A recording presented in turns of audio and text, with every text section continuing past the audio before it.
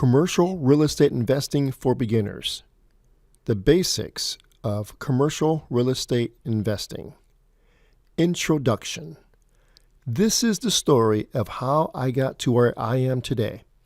I was born and raised in Northern California, graduated with a degree in applied physics, and went to work as an engineer in Silicon Valley. With my good credit and reasonable savings, I began buying single-family homes. One day while renovating one of my houses to get it ready for renting and dog-tired from all the hard work, I had an aha moment. I thought to myself, wouldn't it be great if I could combine all of my houses to be under one roof? As my portfolio grew, the bills piled up on my desk and I dreaded the day to have to cut all those separate checks.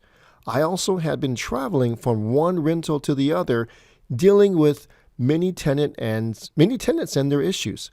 I wondered, what if all my rentals were in the same place? Then it dawned on me that there was such a property, an apartment building.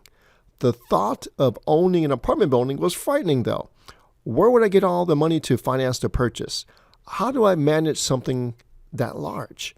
Converting my single-family home portfolio into an apartment building seemed to be the best way to increase my holdings without the headaches, but I was concerned about all the unknowns of owning commercial real estate.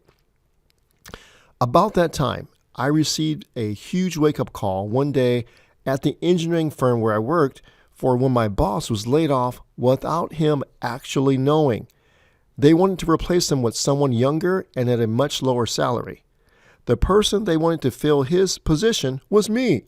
Even though that had been my dream job since first joining the firm, I didn't take it. I couldn't. I reasoned that if they were willing to do that to my boss, they could easily do that to me too. I needed to create financial security for myself that no one could take away from me. They say that when the student is ready, the teacher arrives. About that time, I had joined a mastermind led by Robert Kiyosaki, who wrote what became one of the best-selling books of all time, Rich Dad, Poor Dad. During one late-night mastermind session with a group of us, Robert was leading us in a game of liar's poker. It lasted for several hours, and it got pretty intense.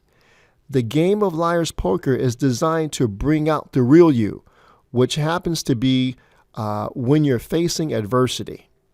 And once we finished the last game, and I lost horribly, Robert gave us a stern debriefing.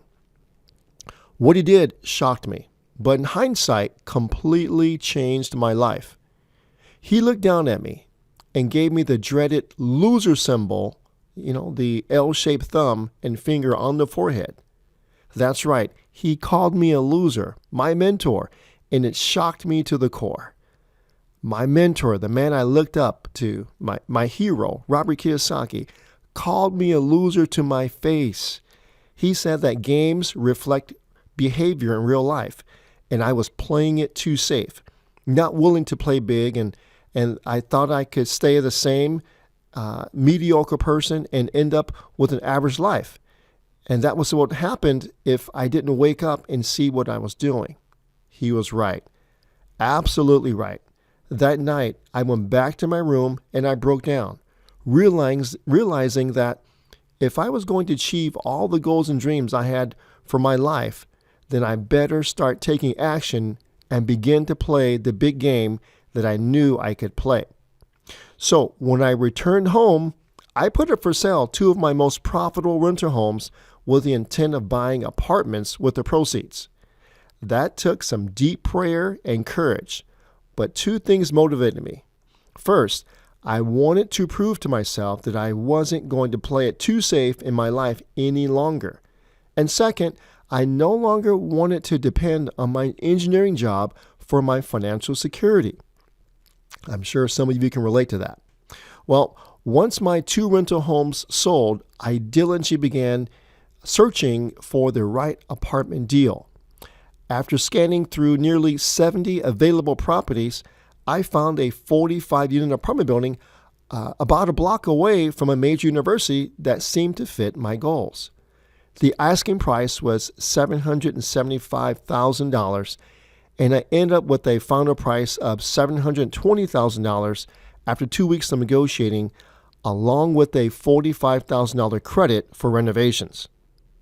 The real estate broker that listed the property introduced me to several local banks, but since I was a first-time commercial real estate borrower in that city, I was declined by several of them. It was quite frustrating, but I eventually secured financing with a 20% down payment. Persistence and a nice-looking suit paid off.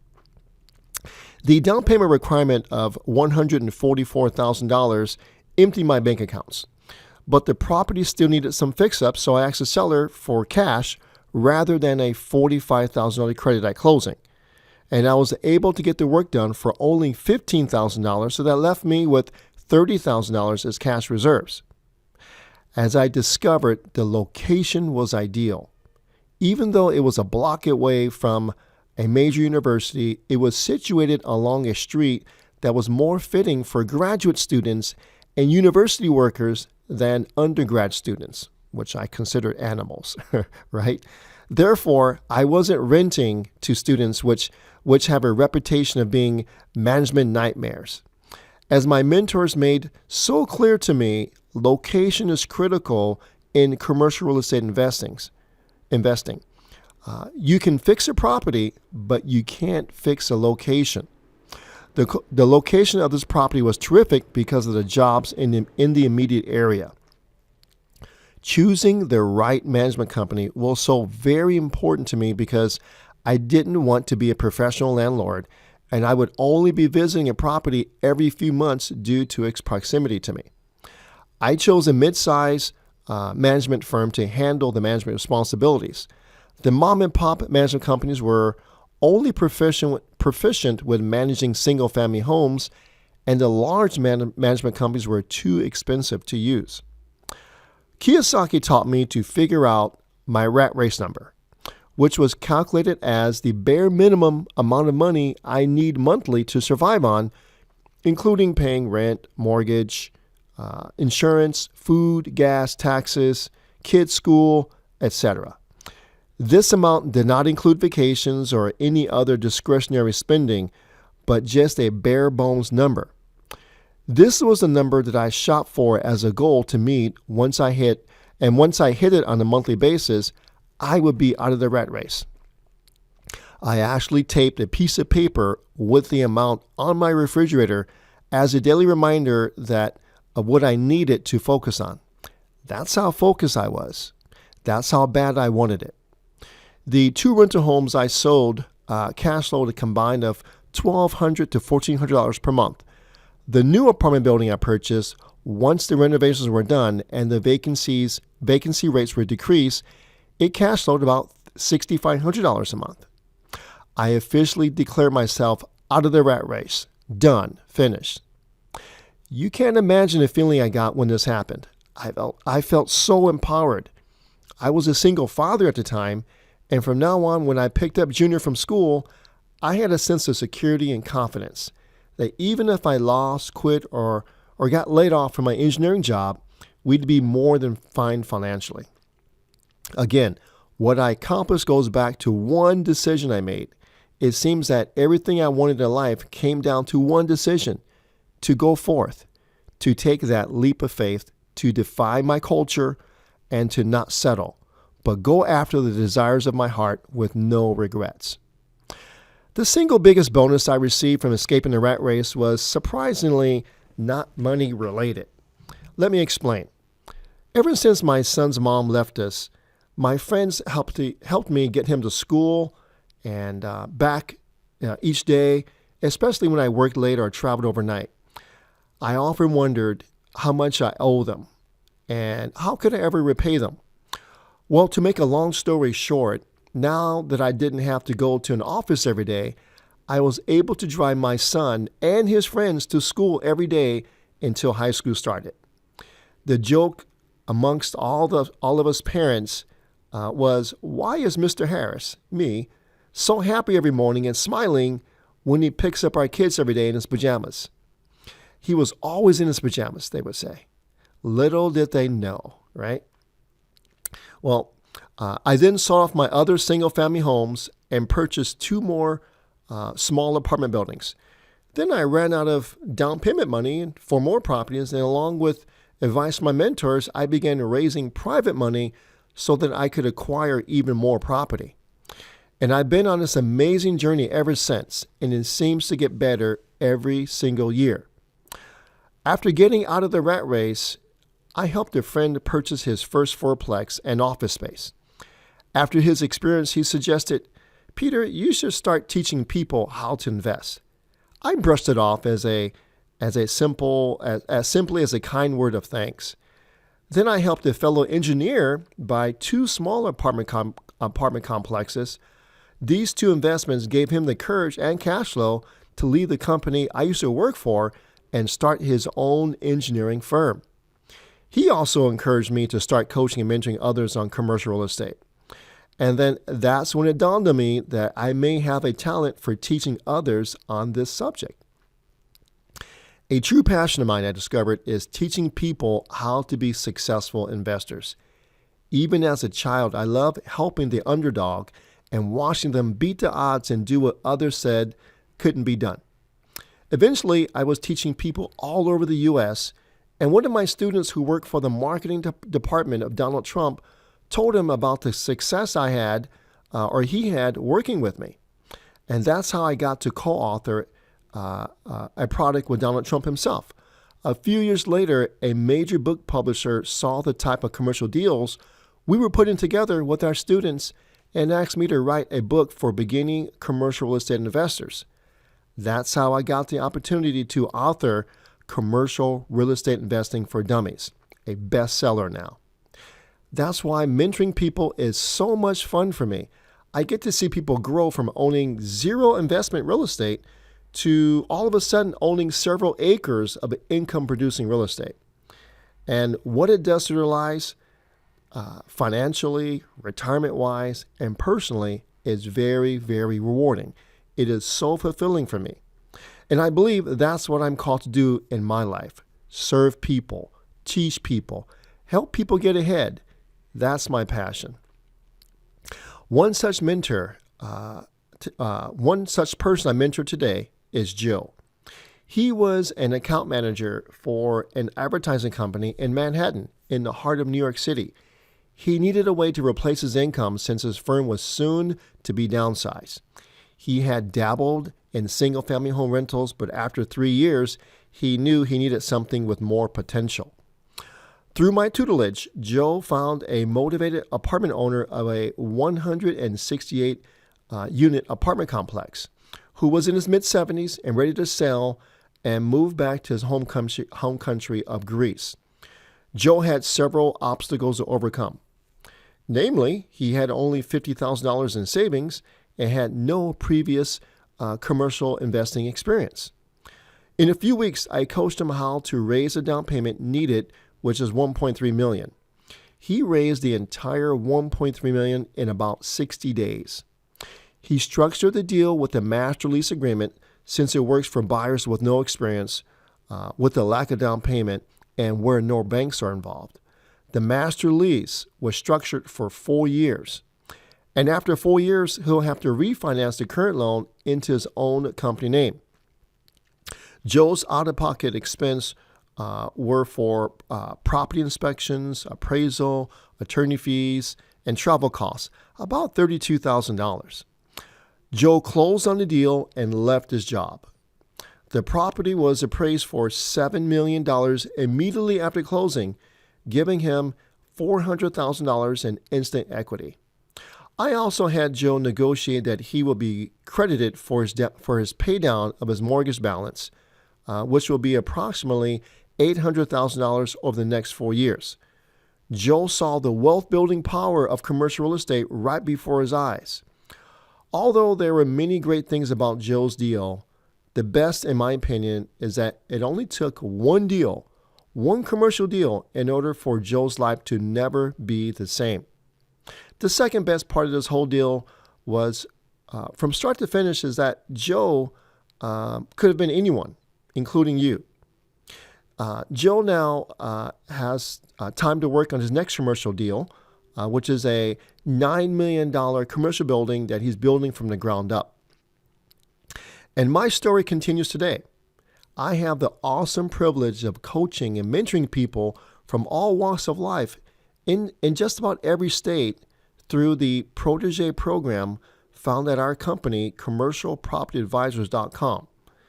Engineers, salespeople, post office workers, small business owners, physicians, chiropractors, route drivers, stay-at-home moms, airline pilots, real estate agents, insurance agents, police officers, stockbrokers, school teachers, attorneys, home builders, and the list goes on as to the incredible people I have helped buy commercial real estate successfully. This book is dedicated to those who want more and are now ready to go get it. To those who were told, you can't do that. To those who know deep down inside they can do better than what they're doing now. And to those who dare to believe that their best is yet to come, no matter what age, race, gender, or family you are from. Let's do this. Chapter 1. Definition of commercial real estate. The term commercial real estate is a very broad term. It generally refers to any property other than a single-family home or a residential lot in a neighborhood. If real estate makes money, is rented out, is for investments, or falls into a number of other categories other than being a private residence, it can be considered commercial real estate. Commercial real estate can also be defined as the following. The term commercial property, also called income or investment property, refers to buildings or land intended to generate a profit either from rental income or capital gain. It can also be the business of selling or buying properties, such as office complexes, industrial properties, apartment complexes, and retail properties. Any real property except a property with only 1 to 4 units, 1 to 4 dwelling units for residential use, along with any property that's mixed with both residential and commercial is considered commercial. Lastly, it can be real estate used in the operation of a business. Commercial real estate can be leased or owned and may include a wide variety of property types, such as apartment buildings that are 5 units and greater, office buildings, retail space, and industrial facilities. Here's a quick list of typical commercial real estate types that you'll see every day. Office buildings, apartment buildings with 5 units and greater are considered commercial. Retail centers, shopping centers, medical offices, self-storage facilities, industrial complexes, warehouses, mobile home parks, hotels, motels, resorts, and the list goes on. It's basically where businesses are conducted or where people live together. Commercial real estate is everywhere. Understanding commercial real estate is essential since there may be different rules that apply to commercial versus residential real estate. Here's an example. Qualifying for a commercial mortgage is different from qualifying for a personal mortgage, since in many cases your ability to get a personal mortgage is based solely on your income, while your ability to get a commercial mortgage may be based on the income that's generated or expected to be generated by the property. There also may be different tax rules for commercial property versus personal property, such properties may be treated differently in the event of bankruptcy. Commercial real estate is also the following. Commercial real estate is also a way of generating real long-term wealth that pays you every month and potentially increases every year. As an investor, you can create a perpetual means of passive income for yourself, tax-advantaged income that could last for the rest of your life and your kids' lives. We know of no better investment strategy than commercial real estate to help you get out of the rat race and stay out while creating generational wealth. Chapter 2. Reasons to invest in commercial real estate. Warren Buffett, arguably the greatest investor of all time, has given us a model for how to invest and why we invest in commercial real estate. Published books from his past partners and family members all have a common theme to Warren's number one rule, which is only invest in things you have an understanding of. His advice is quite simple and an easy recipe to follow. When Warren understands something and then invests in it, he achieves two major critical objectives. Number one, predictability, and number two, control. And control actually has 6 controls, which we'll go over briefly. Warren studies his investments so well that he can very well predict what's going to happen. That is actually his key to success and massive wealth. Warren's intimate knowledge of an investment allows him to know when to wait, when to buy, when to hold, when to partner, and when to sell. You'll soon learn in commercialist investing that you can do the same. Also, when Warren buys a company, he negotiates and gets control of the company. He gets control over 6 parts of a company that are the life and blood of every successful company. They are income, expense, asset, the debt, management, and insurance. Commercial real estate investing offers you these same 6 controls as well. Number one, you control the income by raising rents. Number two, you control the expense because you're calling the shots. Number 3, you control the asset because you can sell it or refinance it whenever you want. Number 4, you control the debt because you're the one who arranged the financing. Number 5, you control the management because you hire and fire the management company. Number 6, you can control the insurance by choosing the type and level of insurance desired. So having predictability and 6 controls are true benefits in commercial real estate investing. Your first deal. Let's pretend this is you. You're in your mid-50s.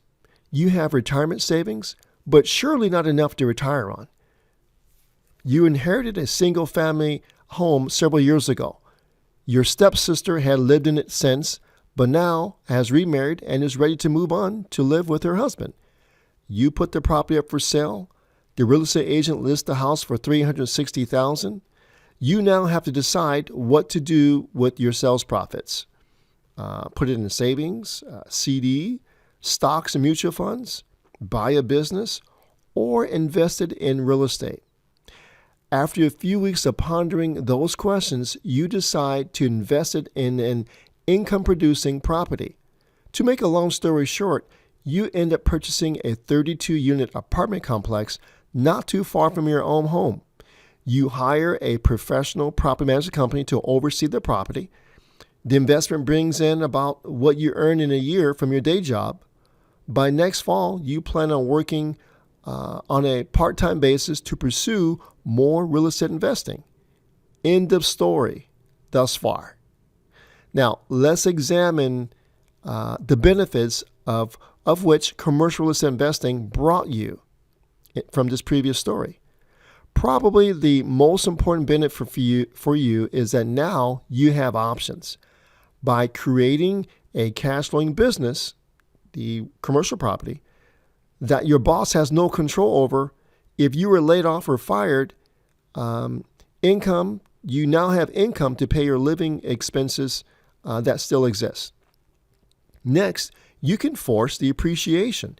You have some control over the appreciation level of your property. As you raise the rents, the value of the commercial building goes up since the net operating income, the NOI, has increased as well. You have automatic equity buildup. As the mortgage is paid down, thanks to your tenants and rental payments, your equity in your property grows automatically. Next, you have a good hedge against economic volatility. If the real estate market has a downturn, you can lower rents to keep the building full. When the economy turns around, you can raise the rents and ride your wave to higher cash flows. Next, you have an excellent tax shelter. Rental income from real estate is extremely tax advantaged. The main reason is due to a wonderful piece of IRS real estate IRS code called depreciation. It is not an out-of-pocket expense, but still a deduction against your net income on your taxes. This allows you to pay much less in taxes than your ordinary income from your day job. Next is leverage and velocity, two very powerful wealth-building words. Would you rather own 50 homes or a 50-unit apartment building? With 50 homes, you'll need to obtain 50 loans, 50 appraisals, 50 closings, take care of 50 roofs, mow 50 lawns. Get the picture? With 50 units, you'll have one loan, one appraisal, one closing, one roof, and one lawn to deal with. Which do you think will be easier and quicker to sell? 50 homes or a 50-unit apartment building? From the management point of view, is it more efficient to manage 50 separate homes or 50 homes under one roof? I think you know the answer to that one. Lastly, you have no day-to-day management on your part. Wouldn't it be great if you could reap all the benefits of ownership, cash flow, appreciation, and tax advantages without having to do any work? Well, if you hire a good property manager or good manager, that's what can happen. Let's move on to create instant wealth with forced appreciation and equity.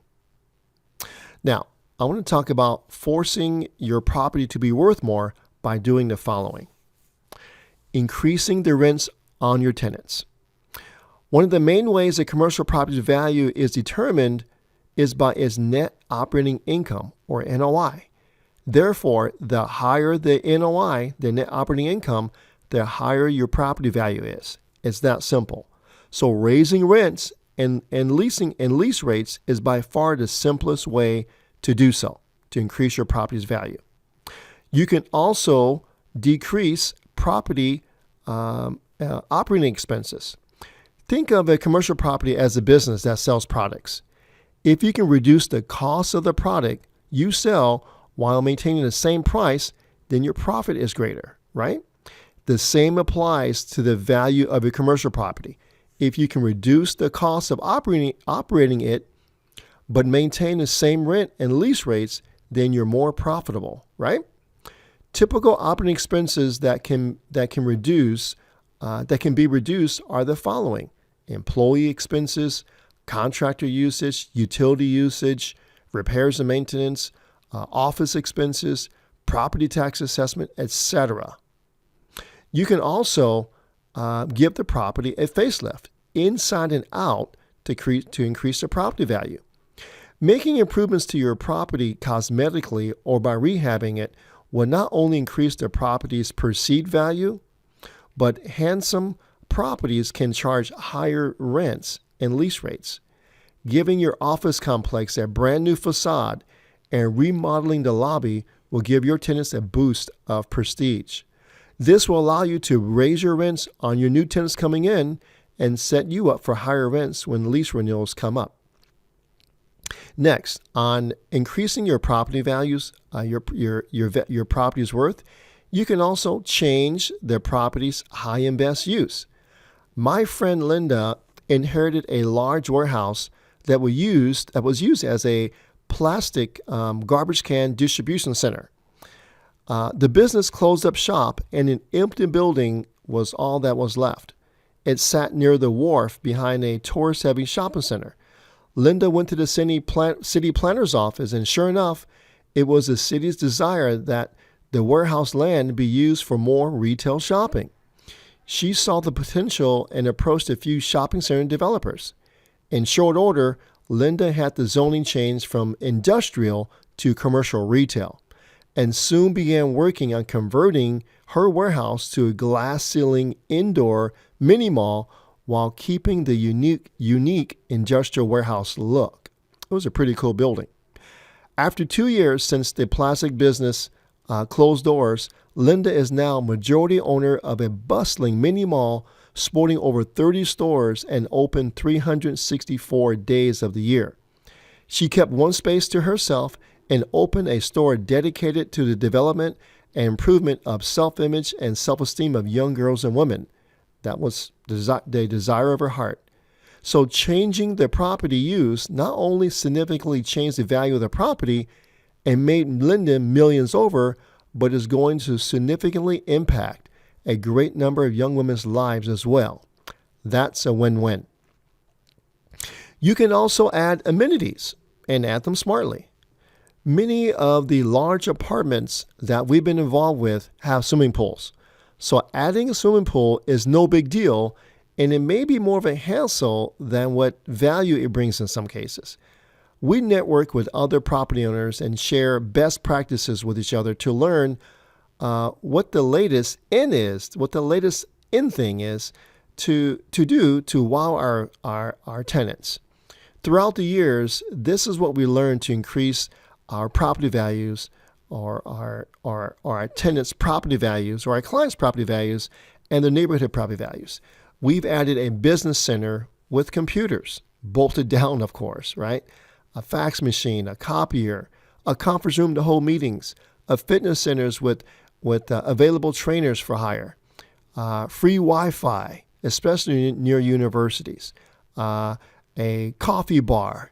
In this case, we copied the Starbucks theme, or you can offer concierge services. Now, obviously, not every property can have or have these amenities, but these items take money.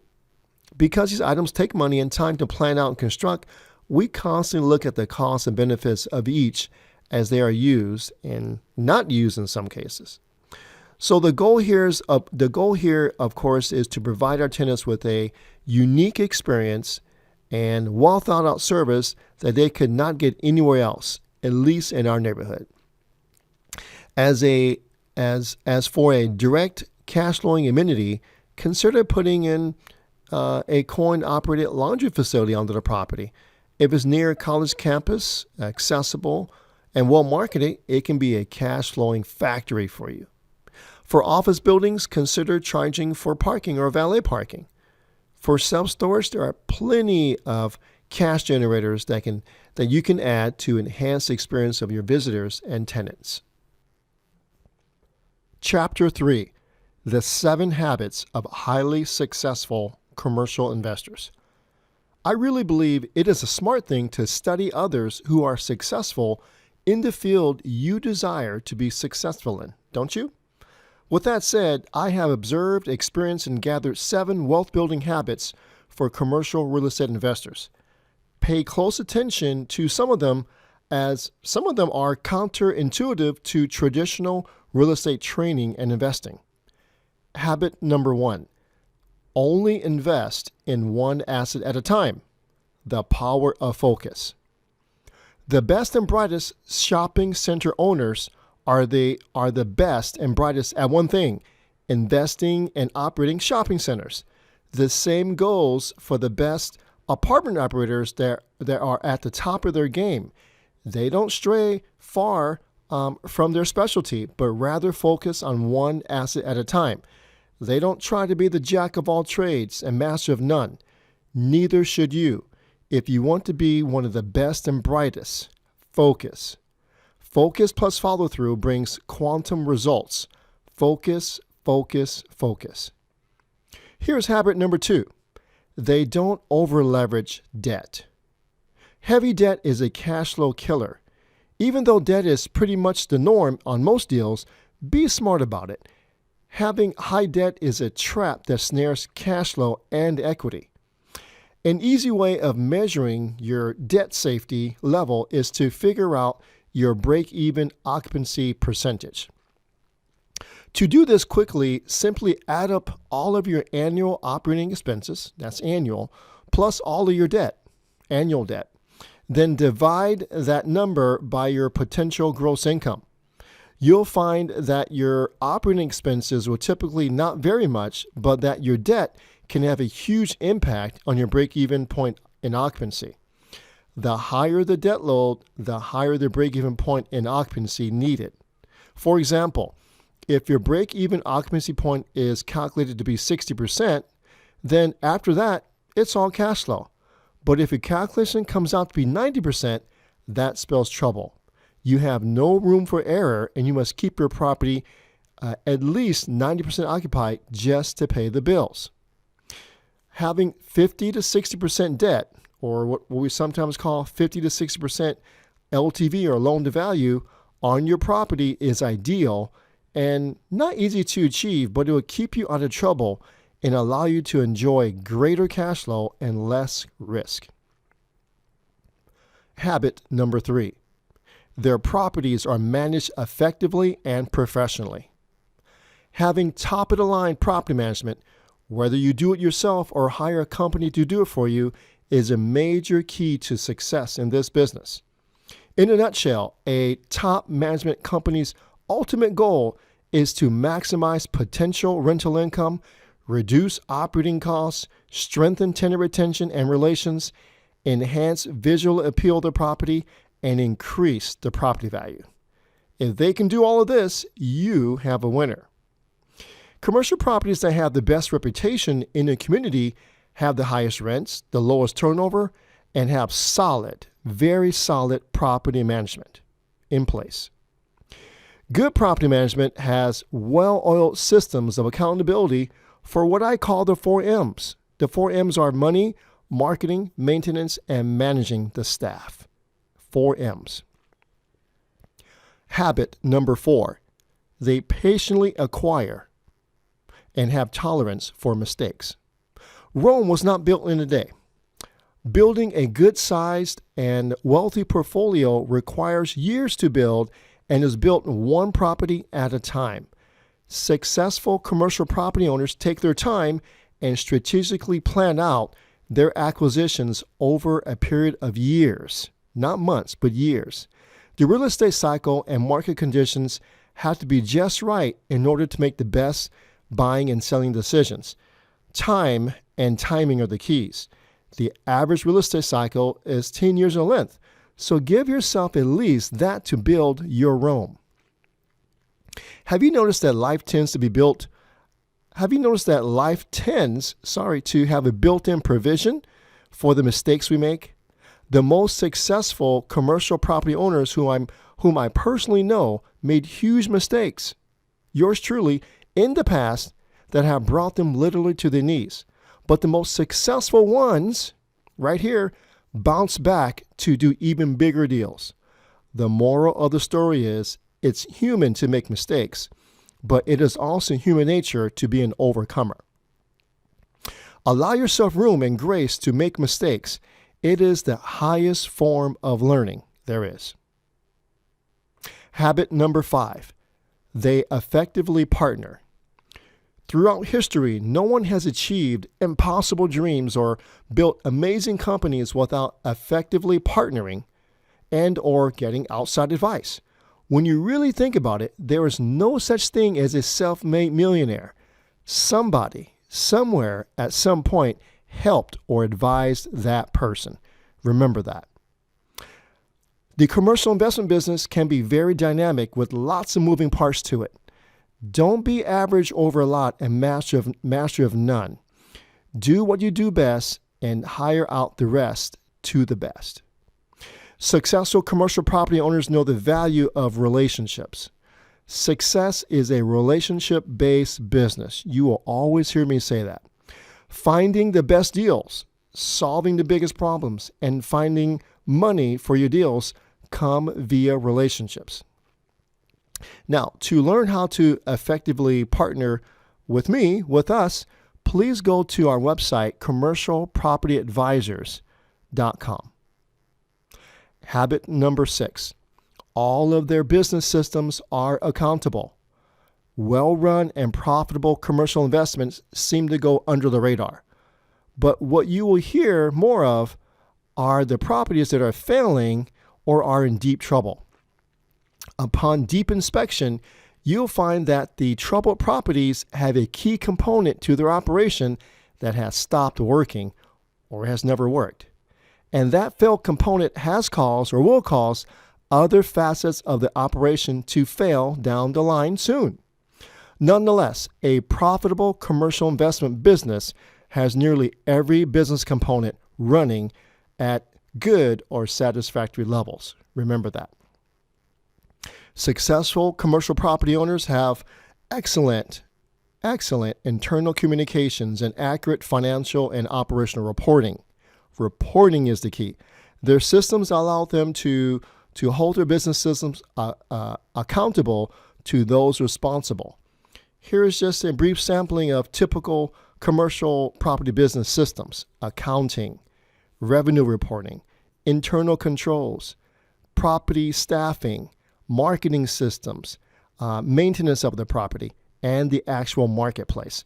All of those are separate systems that every successful commercial property business has going for itself.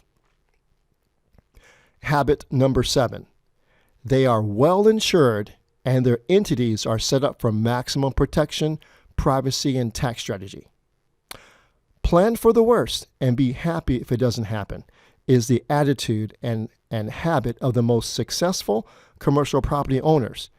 Their goals are to build a legal fortress with strategic and intelligent insurance coverage and with the use of well thought out entities such as LLCs, LLPs, corporation, TICs, trusts, etc.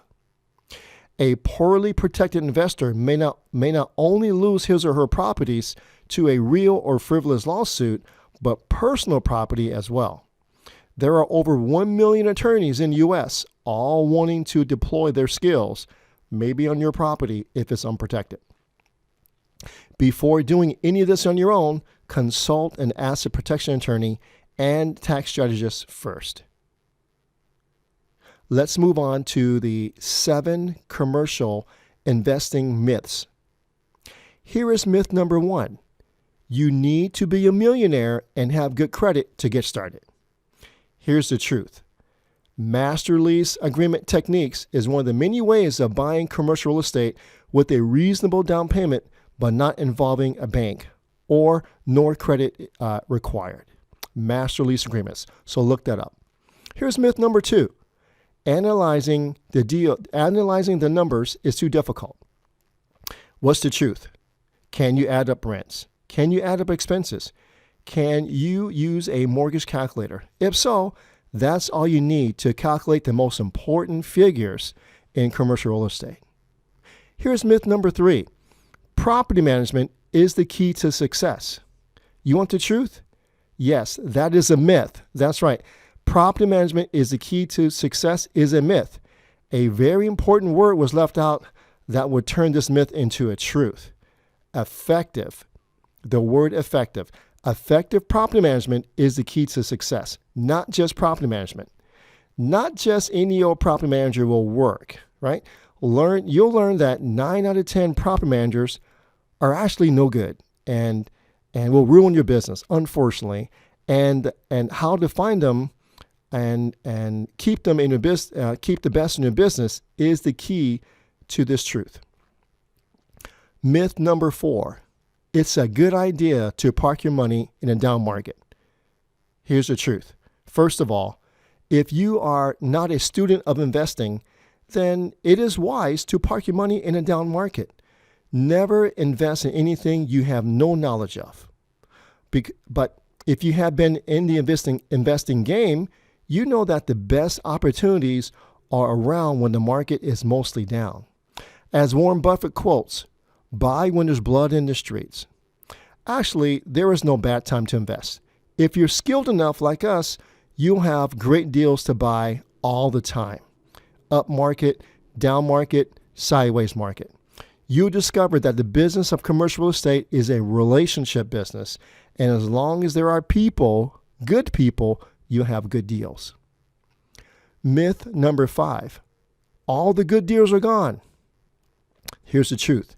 As long as people believe in this myth, that leaves more deals for you and I. That's the truth. Myth number 6.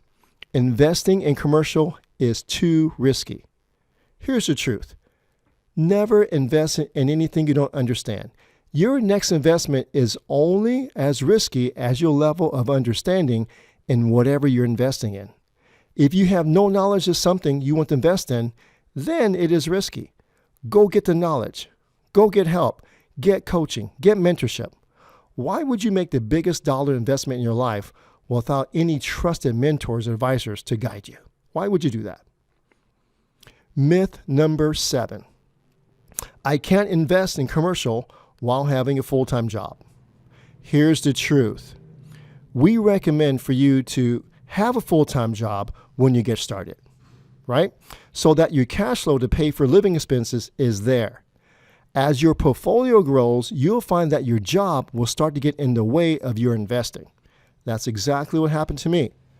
Although you won't find a perfect time to leave your job, you'll know when it's time to leave. Do the smart thing.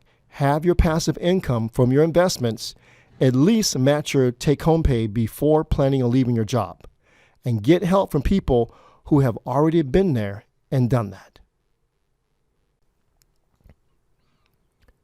Chapter 4. 10 opportunities to invest in commercial real estate. Let's start off with apartment complexes. And as I mentioned before, the commercial category for apartment complexes are when apartment complexes are 5 units and greater. So 5 units and greater is considered commercial. Anything below that is considered residential.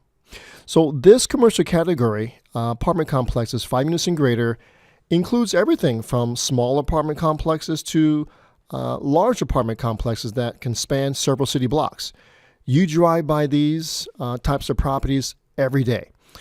Every apartment building you drive by is owned by some type of commercial investor who's in it to make money, just like us. What we find great about investing in apartments is that they're easy to find, everyone needs a place to live, and banks love to lend on them, let alone they're great cash flow generators. The advantage of starting off with apartment properties is that they're a great way to jump into the exciting world of commercial real estate investing. Most commercial investors we know start off by investing in small to medium-sized apartment properties. Here are a few great reasons to invest in apartments. They include everyone needs a place to live. You have tremendous cash flow potential. There are many apartments to choose from to invest in. Apartments are the bank's favorite to lend money on. It's the easiest to sell compared to other types of commercial real estate. And finally, it's an excellent asset to invest in when the economy is most volatile. Next, let's discuss what's driving the demand for apartments. Echo boomers, also known as Generation Y or Generation X, are driving the demand to keep apartments full for years to come.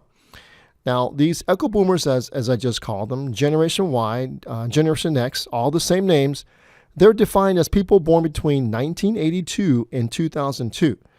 The National Association of Housing Builders believe that 83 million echo boomers are entering the market over the next decade. That's going to provide a positive demographic trend for the apartment rental business. This trend is going to drive the long-term improvement in apartment fundamentals. Basically, in summary, the Generation Y, the echo boomers, are going to drive apartment demand for years to come. And they're affecting the housing and, let me just say this. The Generation Y, the echo boomers, were affected by the housing and financial crisis and the recession, the last recession, and they are now biased towards renting over home ownership, and which are making the apartment rentals, apartment properties very valuable for us.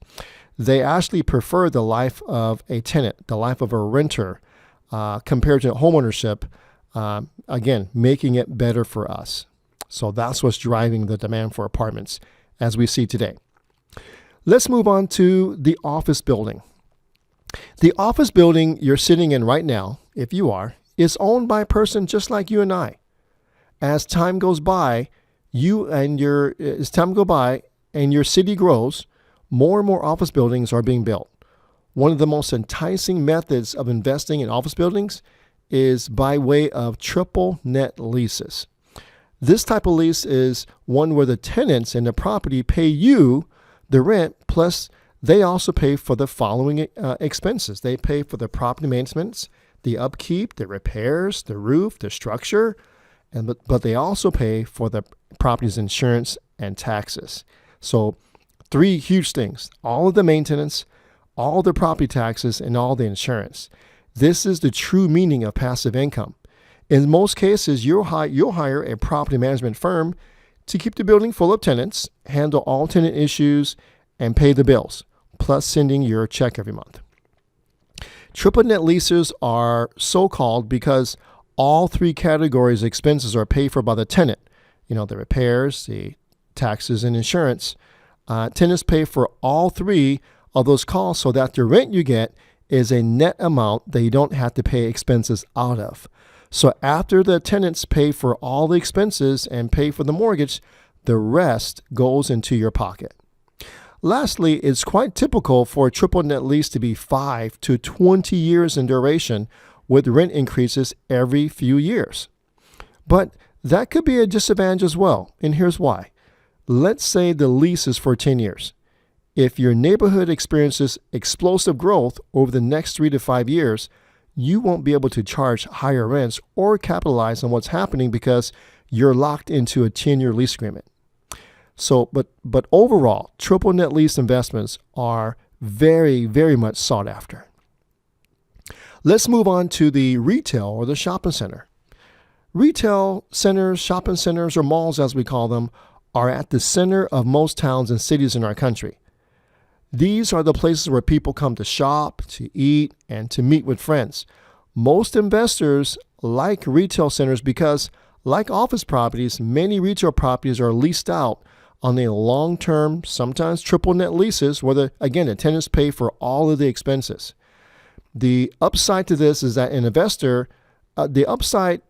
an investor is that your ROI, your rate of your return on investment won't go down over time as the taxes and expenses go up because the tenants pay for them. In fact, as the rents go up over time, your returns just keep getting better and better. And in most cases, in the case of triple net lease agreements, rent increases are built into the agreement with a tenant over time. Now let's quickly explore the different types of retail and shopping centers that exist, and some of these you're already familiar with. The first term is an anchor tenant. What is that?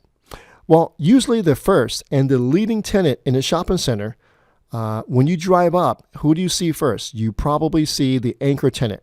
They have the most prominent place in the mall, and they're prestigious. They have name recognition, and the benefit is they attract other tenants and hopefully shoppers. So they're known as the anchor tenant.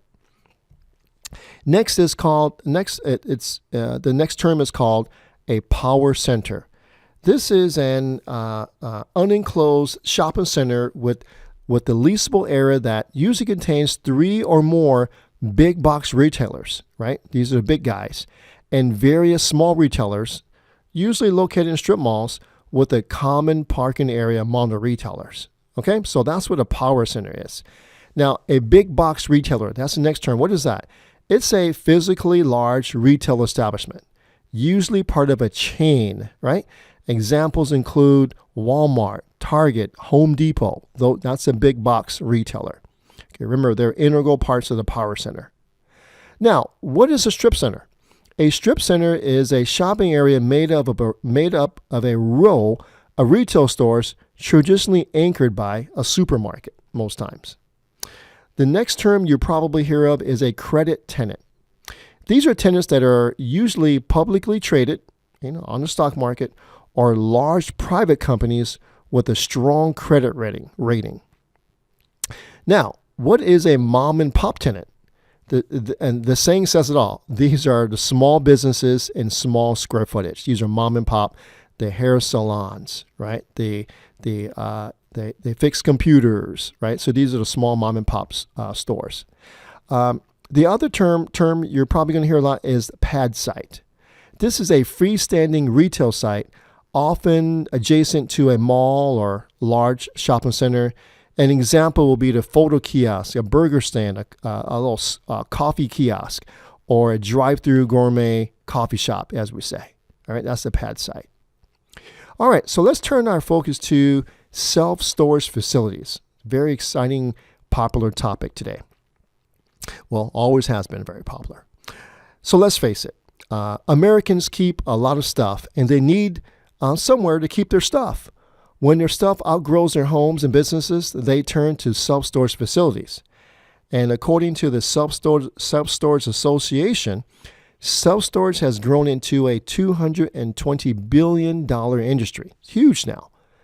A slow housing market can actually help storage facilities. Did you know that? This is according to industry analysts and local operators. As the housing market slows down or slumps, people tend to downsize their houses, and they need a place to store their extra stuff. Many self-storage facilities, many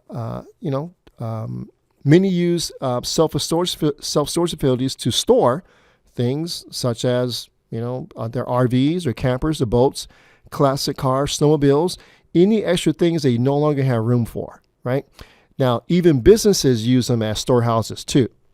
So today's typical storage facility may comprise of 1 or 2 story buildings on 2 to 6 acres of land, or even a multi-story building containing a carefully designed unit mix of spaces. And the units typically range in sizes of 5 by 5 feet, 10 by 30 feet, with 30 to 120,000 of total rentable square footage of space. So they can be quite large. Here are a few typical self-storage investor perks. The first one is you have no tenants to deal with on a daily basis, right? No toilets to fix. Also, you have minimum income collection issues because the tenant payments are automated and non-paying tenants are locked out.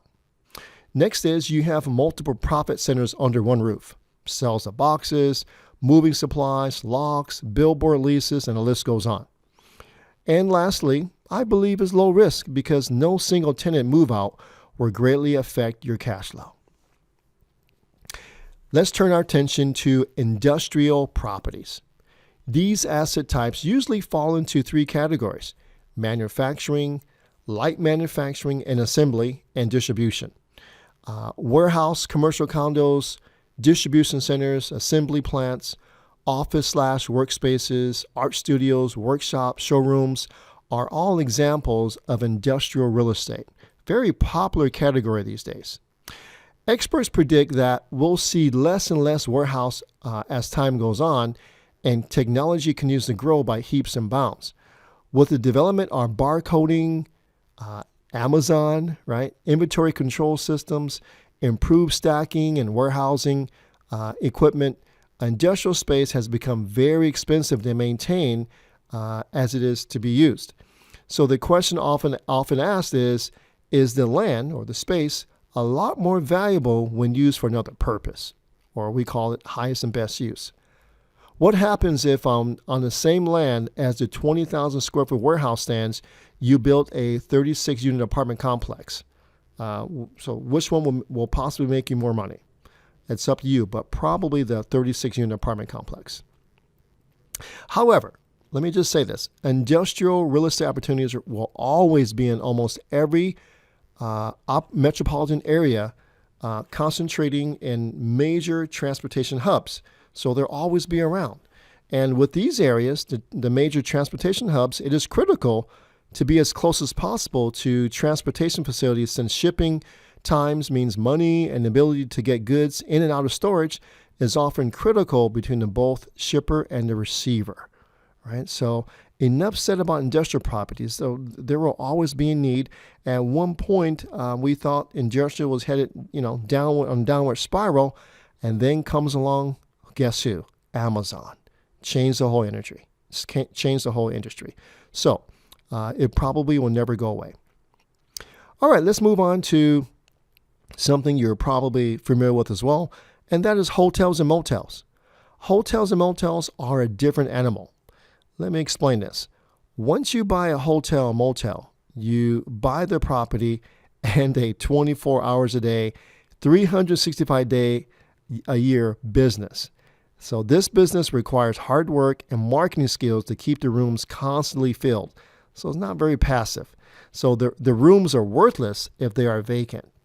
And the business tends to be a seasonal business and may be affected immediately by the economic downturn and political events.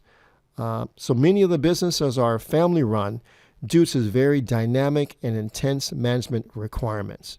So hotels and motels are not the easiest place to get started, but many experienced investors have found it to be a highly profitable niche. So if that's your niche, go for it. All right, let's talk about mobile home parks. Mobile home parks, trailer parks, manufactured homes, it's all the same. Look at these commercial investments as two pieces. One, the land, and two, the home that sits on it. Wouldn't it be great to own the land and just rent out the spaces? We call them pads, right, for the mobile home park guys. So wouldn't it be great to own the land and just rent out the spaces, the pads, to the owners of the mobile homes?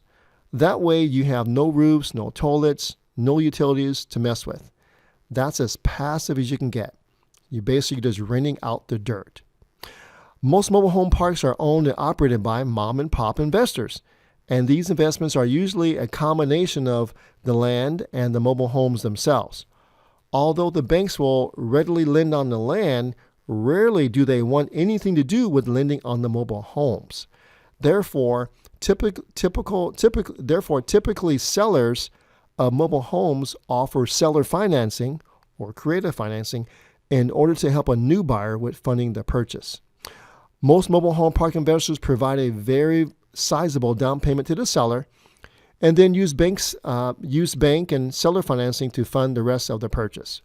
Although some people snub their nose at this type of commercial property type because they're not pretty, it's a very good opportunity. It's a very niche opportunity, and it has, in my opinion, these three great advantages, right, to owning mobile home parks. They are, mobile home parks can range from 10 to 20 acres, and as a result, the land becomes valuable that eventually those homes are replaced by retail or residential real estate.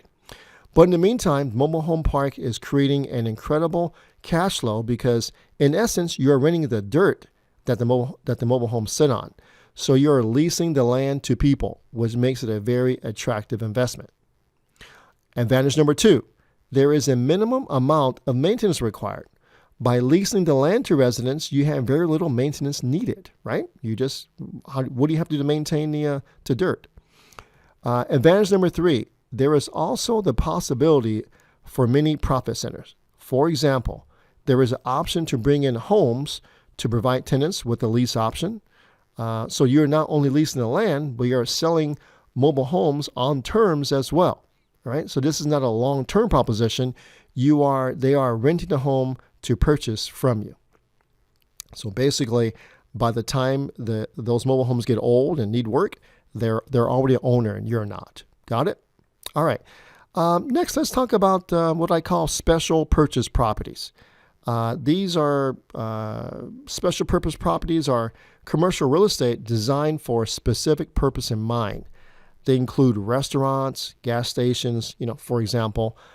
Brand names like McDonald's and Burger King are single-tenant properties with long-term triple-net leases, which often require no management responsibilities from you, the investor. So here's how it works. The restaurant operators sell their property, not the business, to investors and lease back the property for 20 years. They in turn use the sales proceeds to expand their business by building more restaurants. You, as investor or the landlord, can expand with them, buying and owning the property while being paid handsomely with zero restaurant business opportunities. Got it? All right, next let's talk about something you see every day, and that's gas stations. When you buy a gas station, you buy both the property and the gas station business. Most gas stations also have convenience stores and sometimes several car repair bays. Their profit margins for gas is fixed at roughly 10 to 20 cents per gallon, if that, right? So this is considered an owner-occupied property, which qualifies you for an SBA loan with as little as 10% down, right? So look into that if this is your niche. If you don't plan to get involved in running a gas station, auto repair, or convenience store business, you may want to stay away from gas stations, as gasoline is a chemical that will contaminate the soil. Once, if there's a leak and it contaminates the environment, it takes years and lots of money to clean up the soil. So be careful. You may even be liable for damages from owners of adjacent properties, as contamination may spread out to their properties. It's almost impossible to sell your properties, as no lenders want to loan the buyers the money to buy it. So buyers beware. So these are very difficult to finance, these gas stations. All right, let's turn to commercial REOs. REO stands for real estate owned, right? So these are what I call bank-owned properties, right? So our commercial REOs are commercial properties that banks have foreclosed upon, now owned, and now available for you to purchase, and sometimes to be acquired at large discounts. Banks are not in the land loaning business, and they don't want to be. So by selling off their REO properties, the banks free up cash to lend on other higher performing properties. Although commercial REOs are not a property type, they are very much commercial opportunities you should pay attention to as the economy changes. It is not unlikely to purchase REO commercial property for pennies on the dollar. For example, I have seen fully occupied $2 million retail strips sell for $750,000. Now, that's how you build significant wealth. The ideal way to get the best deal to purchase commercial REO from banks is to come prepared to pay all cash. All right, so that's how the game is played. Next, let's talk about commercial short sales.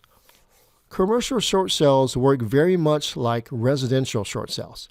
The short sale occurs when the amount owed on the property or the loan is more than the current value of the property. The bank that holds the loan has to agree to let the current owner of the property sell the property for a steep discount to a new buyer, thereby, quote unquote, shorting the loan. This is done to keep the property from going into foreclosure. You know the saying, another man's trash is another man's treasure, right? Well, this is how you make significant profits using short sales as a strategy. The property, a property that is ripe for short selling will be in the what I call the distressed category. Therefore, you as a new owner will have to overcome potential issues such as catching up on repairs, perhaps low occupancy, poor property management, those type of things. The upside potential on most short sale commercial opportunities can be huge if done right. There are no limits on the amount a commercial property can be short sold, nor are there any limits on the type of commercial property that can be. So the sky's the limit here. Now, our last category, let's talk about REITs for a second. For many people, investing in real estate, particularly commercial real estate, is simply out of reach financially. But what if you could pool your resources with other small investors and invest in large-scale commercial real estate as a group? REITs, R-E-I-T, okay, just how it's spelled R-E-I-T, pronounced REITs, allow you to just do that. So REITs stand for Real Estate Investment Trust and is sometimes called real estate stock. Essentially, REITs are corporations that own and operate a portfolio of real estate properties and mortgages. Anyone can buy shares in a publicly traded REIT. They offer the benefits of real estate ownership without the headaches or expense of being a landlord. Investing in some types of REITs also provides the important advantage of liquidity and diversity. Unlike actual real estate property, these shares can be quickly sold, right? And because you're investing in a portfolio of properties rather than a single building, you face less financial risk. REITs came about in 1960 when Congress decided that smaller investors should be able to invest in large-scale commercial real estate. It determined that the best way to do this was to follow the model of investing in other industries, the purchase of equity. Here's how it works. A company, the REIT, must distribute at least 90% of their taxable income to its shareholders to qualify as a REIT. So most REITs pay out 100% of their taxable income.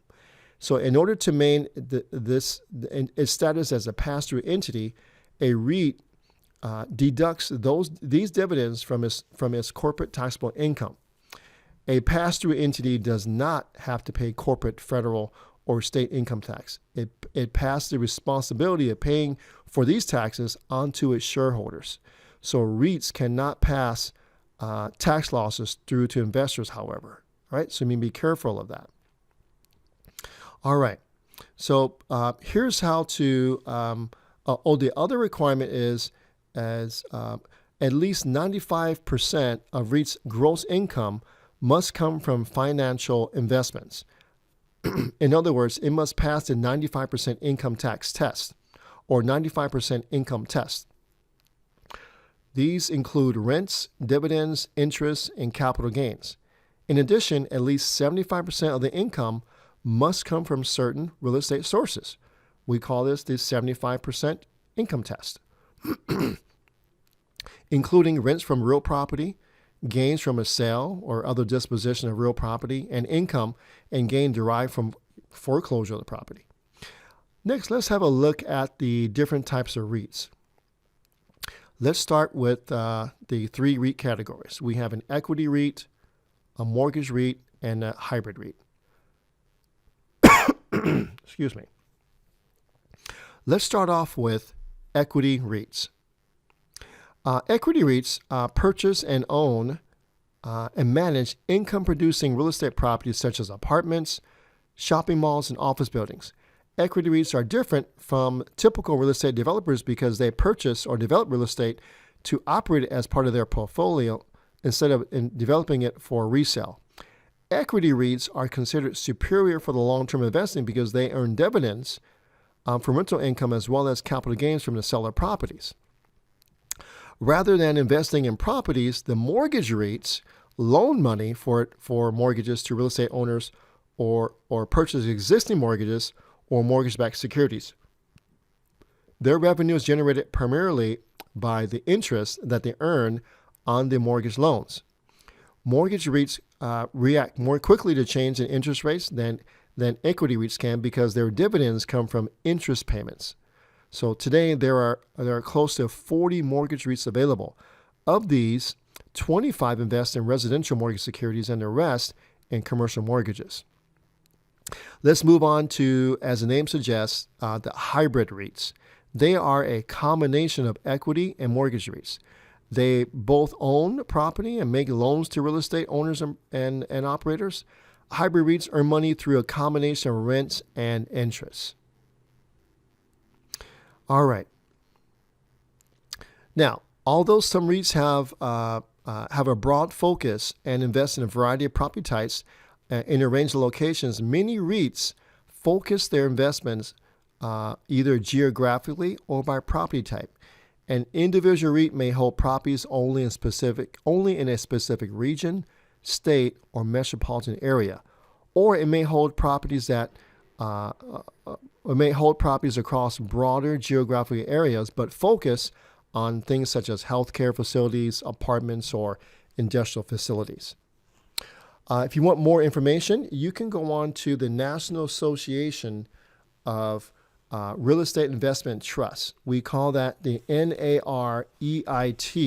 So you can go there and do additional research there.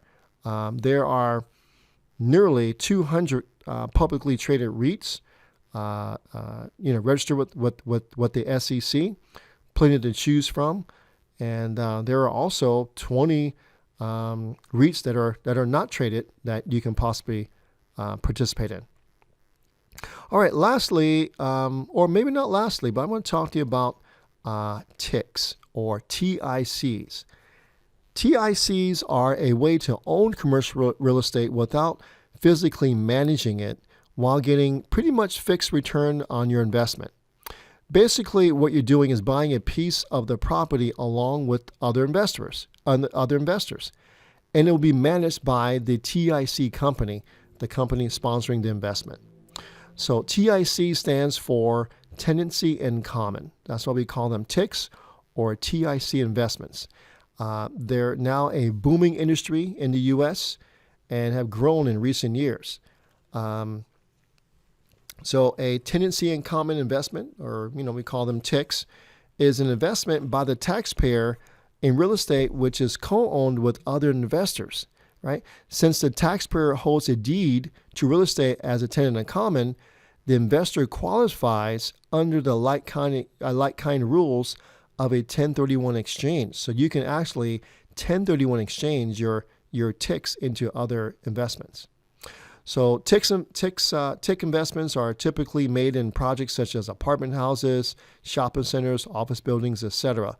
And TIC sponsors, right, are also known as the TIC companies, arrange syndications with the IRS, and there's a minimum if they do Rev Procedure 2002 to 22, which limits its number of investors to 35. So do your research on TICs, and you'll be very surprised at what they can do there. All right. So TIC investments are commonly structured in one of the following ways.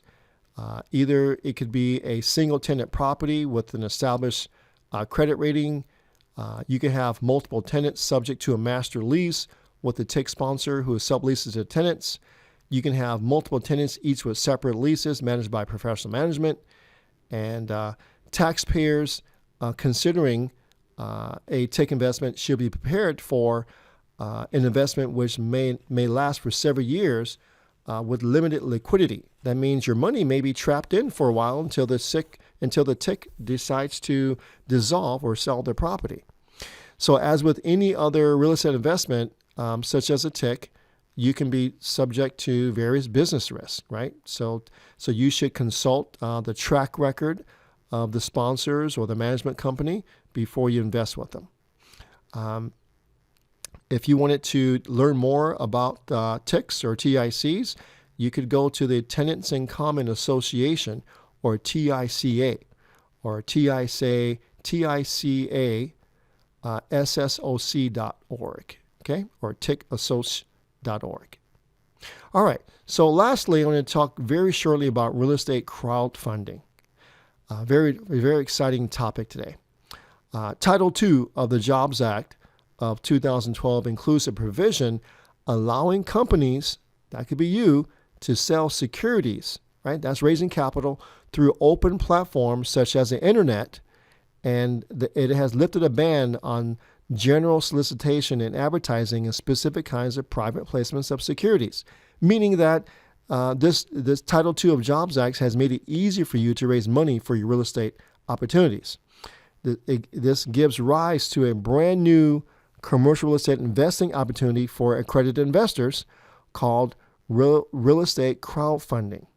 So in a very short amount of time, there has been an absolute explosion in the number of companies offering these investments. And currently we are still today in the infancy of this investing opportunity. With real estate crowdfunding, you are buying shares of an investment property. And proponents of this new type of commercial real estate investments argue that investors have much greater understanding of where their investment dollar is going than in REITs because it is specific to one particular property.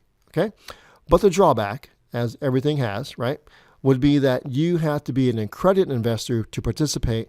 Depending on what exit strategy the crowdfunding manager is, your funds can remain tied to that investment for a significant period of time.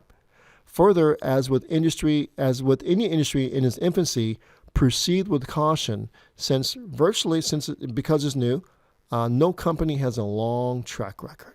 And even today, right, as I tout today that you must be an accredited investor, today they are allowing non-accredited investors to invest in these type of investments. So buyer beware, be careful, and do your research. Chapter 5, Getting Started in Commercial Real Estate. Tools you need to get started in commercial investing. Here are a few. Desire. Desire is numero uno. A great mentor of mine shared with me that to achieve anything great and worthy, it's not going to be easy. You got to have a strong desire in you, unquote. So a strong desire outdoes, in my opinion, talent and gifts any day of the week when it comes to real estate investing. Next, you're going to need a computer with internet access. Thankfully, technology allows us to search and research commercial properties and owners of commercial properties nationally without leaving the comfort of our homes. Next, you'll need a cell phone or telephone with voicemail. You'll have to call up real estate agents, sellers, property managers, set up appointments, and perform simple due diligence tasks. Next, you need a simple calculator. Get one. Nothing fancy is required, or you can even use online calculators or perhaps your cell phone app calculators. Next, you'll need to start in your own backyard. I suggest starting your market research and having an intention on investing in your own city first. It is by far the easiest and most efficient way to begin. Investing out of state for the first timer should be your last resort and should be done with the help and guidance of a skilled advisor. By starting locally, you'll be able to drive around, meet people in person, check up on the property easily, and learn the business faster. Lastly, you'll need a minimum of 2 to 4 hours per week of dedicated time. That's dedicated time, focused time to work on this endeavor. Now, obviously, the more hours you put into your goals, the quicker they will come to reality. Here are tools not required to get started in commercial investing. So you don't need these tools. Number one is you don't need a real estate license to buy commercial real estate.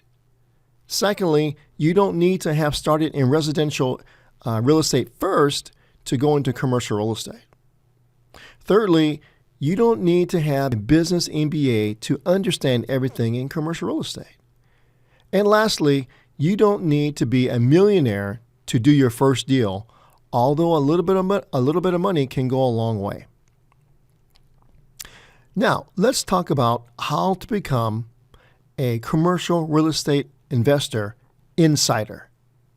To become a commercial real estate investor insider, it is pertinent that you are up to par and even an expert in your comfort zone.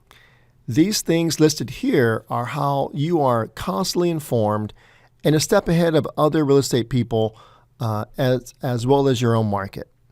Besides doing these things religiously and always analyzing the data that you collect, there are a few other specific tools that will allow you to see into your commercial real estate future and identify opportunities that others will miss. The first is a city's future land use master plan, or MAP, right? So I'll repeat that. The first is a city's future land use master plan, or MAP, that shows the future zoning and use for all the land within the city's limits. Some cities may not have one if they are too small and not looking to grow. However, most cities do have master use plans that are used to dictate the entire future of a city's economic makeup. The map is used to plan for growth so that all elements of a city are controlled. Zoning and use may change for operating properties. Others may remain the same. There is a possibility of raw land to be annexed into the city having a specific use, offering huge opportunities to the commercial real estate investor. There may be a need to tear down or renovate old properties and develop them for different use. The possibilities of what a future land use map holds is gold in the eyes of an investor and extremely important to all those working in commercial real estate. So refer to this map and actually visit the locations of where there is change to identify opportunities.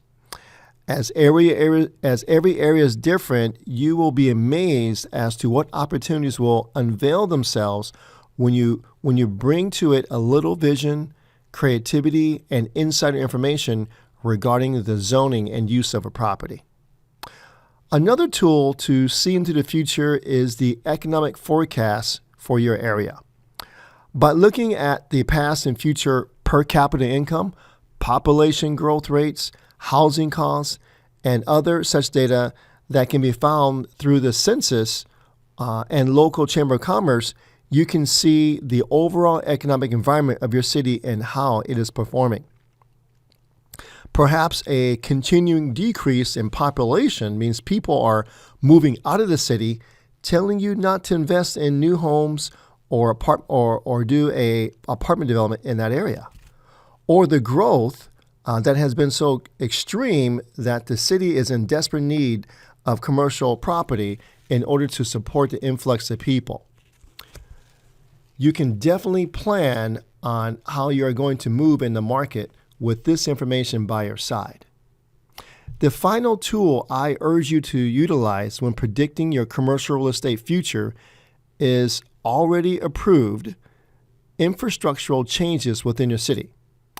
This will require you to attend city meetings regarding zoning, planning, development, etc. There could be discussions of a new development a year or more before it actually occurs. And once you hear about it, you can start putting your own ideas into place. Now, as I am sure you have already know, large, influential infrastructural changes can greatly increase the land values of properties that surround them. Here's an example. A large strip mall being developed will increase the value of all the land surrounding it, as well as possibly call for a greater demand of residential units and an increase in the lot and rental prices that can be charged according to the new market. Let's say that you hear 2 years in advance that a strip mall that will begin development after it is approved. You are then going to get a jump on all the competition.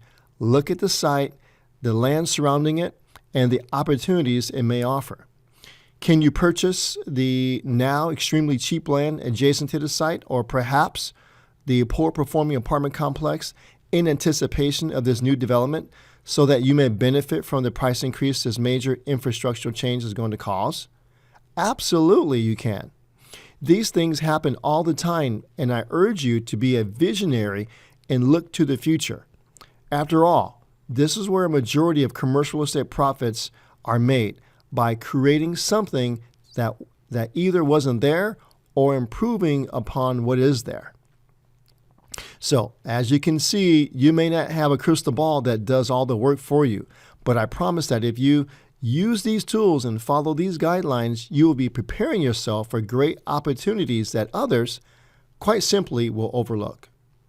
It will take some effort, of course, and constant dedication. However, the results that you yield will be more than worth it. Actually, it is much easier to be what I call the first mover rather than suffering the increased land prices and changes after development is already in place or even underway. So realize your power to predict the future and plan your goals accordingly. You'll be successful with these tools, so implement them today. Many people may not realize you can literally become a commercial real estate insider just by working in your own local community.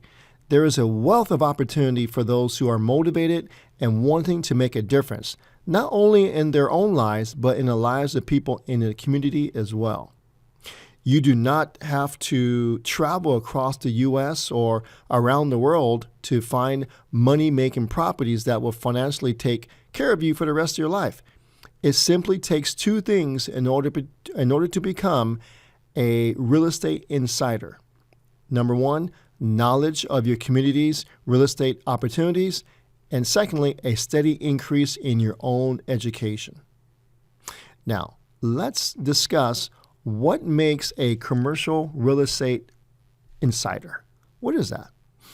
A commercial real estate insider knows the ins and outs of the real estate market in his or her own area of interest. This interest could be in office complexes, large apartment complexes, strip malls, medical buildings, and various other income-producing properties.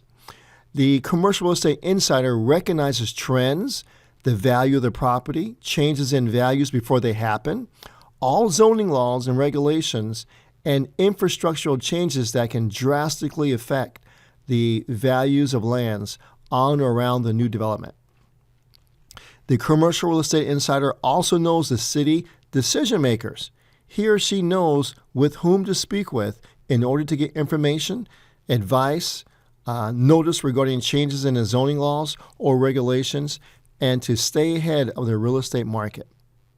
So the question is, how do you become a commercial real estate insider? Well, to start, you should understand that a large part of commercial real estate is dealing with the officials and decision makers of the city or county, because they are the ones who decide zoning and use for every piece of property within the city or county's boundaries. They plan for future growth and attempt to create a balance among residential and commercial properties so that the community does not grow too quickly or become unbalanced. Now, due to the fact that the city officials are so important to your ability to develop, renovate, and otherwise do what you want to do to a property, it is crucial that you get to know these people and create a rapport. You also need to know what is occurring in your community regarding real estate at all times. Zoning often changes. There may be new regulations or codes regarding the zoning, or the intended use can be limited to only a few uses that will hinder your intended project. All the above. All these things can greatly affect your dealings with a specific property and how you pick and choose opportunities. A good way to, in my opinion, to meet these officials as well as learn about the real estate market in your community is to attend zoning and planning meetings at your local Chamber of Commerce or courthouse. It is there that you can meet face-to-face the people who will influence your future as a commercial real estate insider. Introduce yourself as a real estate investor and give them your card. Ask intelligent questions regarding real estate in your community. Eventually, after building a rapport with these influential people, ask if you can meet with them to discuss a certain project or something in which you could use more information or advice. You should always come to these meetings prepared with your questions so that you stay on task and topic and not waste their time. Show that you appreciate their time, of course, and as well as their knowledge and expertise. It is a great idea to ask for a few more introductions to people they know who may be able to help you. Don't forget that.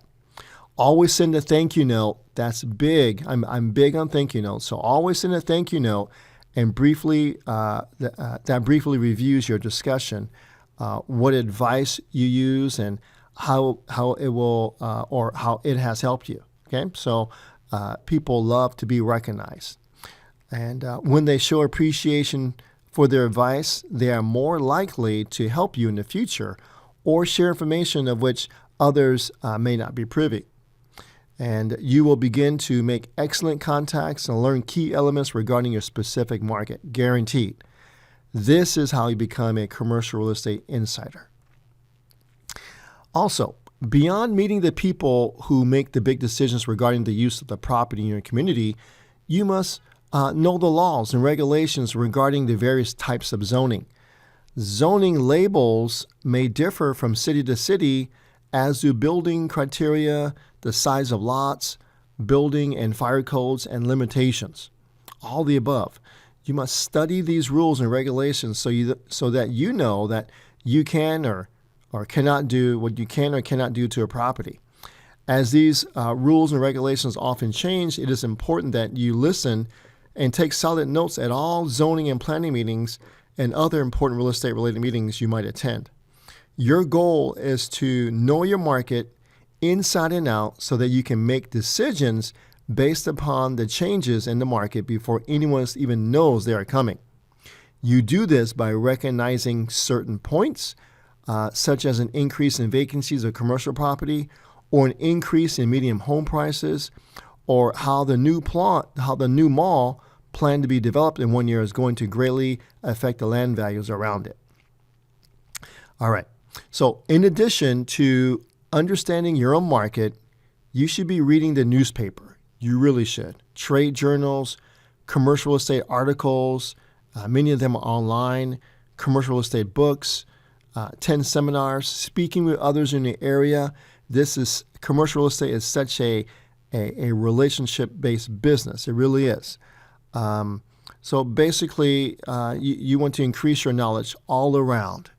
And it is with this constant training that you will learn strategy, how to finance things, information about private lending and lenders, how to find deals, right? That's really important. How to present offers, what makes markets hot, new opportunities in the area that others are not aware of, and many other tools and strategies that will keep you ahead of the rest. All right, so to be a commercial real estate insider, you must always be on your game. Make those contacts, ask pertinent questions, learn everything you can about your business, and act on this information. You will discover that you find opportunities that you did not know existed, and you will become a commercial real estate insider sooner than you would think. Chapter 6, A Simple Way to Analyze Commercial Real Estate. To get straight to the point, once you find a commercial deal to evaluate, you'll need to find the answer to this all-important question rather quickly. How much is the cash flow? In evaluating any commercial deal or any income-producing property for that matter, there are 3 steps to figure out cash flow. The 3 steps are: Step 1, get the income per year. Step 2, get the expenses per year. And Step 3, get the debt service per year. And debt service is defined as your monthly mortgage times 12. So your mortgage payments per year. So again, Step 1, get the income per year. Step 2, get the expenses per year. And Step 3, get your debt service per year. This is all you need to initially evaluate any commercial deal. Got it? It's pretty simple. And after you do this, all that's left is Step 1, right? Income, minus Step 2, expenses, minus Step 3, your mortgage, and that equals your cash flow. So another way said is your income minus your income per year. Let me start over. Your income per year minus your expenses per year minus your debt service per year equals your cash flow. All right. So I will do a quick summary for you. Step 1 is to find out what the total rents are per month. So add them all up and then get the yearly amount by multiplying by 12 months. Okay, so step 1 is your income per year. Step 2 is to find out what the operating expenses are on the monthly basis for the property. The operating expenses do not include your mortgage, okay, or depreciation, but it includes typical items like taxes, insurance, utilities, repairs, maintenance, property management costs, salaries, landscaping, admin costs, advertising, and supplies. Okay, so you notice I left out mortgage costs and depreciation. Okay, I'm strictly speaking about operational costs. That's step 2. Step 3 is to find out what the monthly mortgage would be if you bought the property and then multiply that amount by 12 to get an annual mortgage amount. That's step 3. We call this your annual debt service. Okay? All right, so let's do a quick and easy deal evaluation of an 8-unit apartment building. I'll try to keep it as simple as possible. Okay, so we have 8 units. They're all 2-bedroom, 1 baths, and the rents are $600 per month. Okay, and the total expenses for the whole year, which includes the taxes, insurance, repairs, utilities, management costs, marketing, supplies, that's $17,000 per year. All right. So the rents, we have eight 2-bedrooms, and the rents are $600 per month. Okay, I may have said per year before, but $600 per month for each of the 8. Now, so let's talk about step 1. The income is $600 per month per unit times 8 units. Okay, that's $4,800 per month. I multiply that by 12 months, I get $57,600 per year. Okay, so step one is done. Step one is the rents per year or the income per year is $57,600. That's done. Let's go to step two. Step two, if I add up all the expenses I mentioned before, $17,000 per year. Let's go to step three. Step three, the annual debt service. Let's figure out you're purchasing it for $250,000. You're putting down 20%. All right. So you're going to do $250,000 minus 20%, which is $50,000. So your mortgage amount, your principal is going to be $200,000. Okay, just like buying a house. Now, to figure out the monthly payment, I'm going to use 7% as an interest rate, 30-year amortization. The payments come out to be $1,331 per month. I take that number and I multiply it by 12 to get the annual debt service. So 1,331 times 12 is 15,972. All right, so now I've completed step one, step two, and step three. We have all three things to do. So the cash flow, therefore, is step one minus step two minus step three. That equals the cash flow. So $57,600 of income minus $17,000 in expenses minus $15,972 in annual debt service equals a cash flow of $24,628 per year. Got it? Was that too difficult? No, it wasn't, right? What you just did can be used for any type of income-producing commercial real estate, an office building, an apartment building, shopping center, self-storage, mobile home park, and the list goes on. All right, so now you know how to do that. Let's move on to a different subject, and that is how to get mastery of property evaluation, specifically commercial property evaluation. What does it take to have mastery in anything?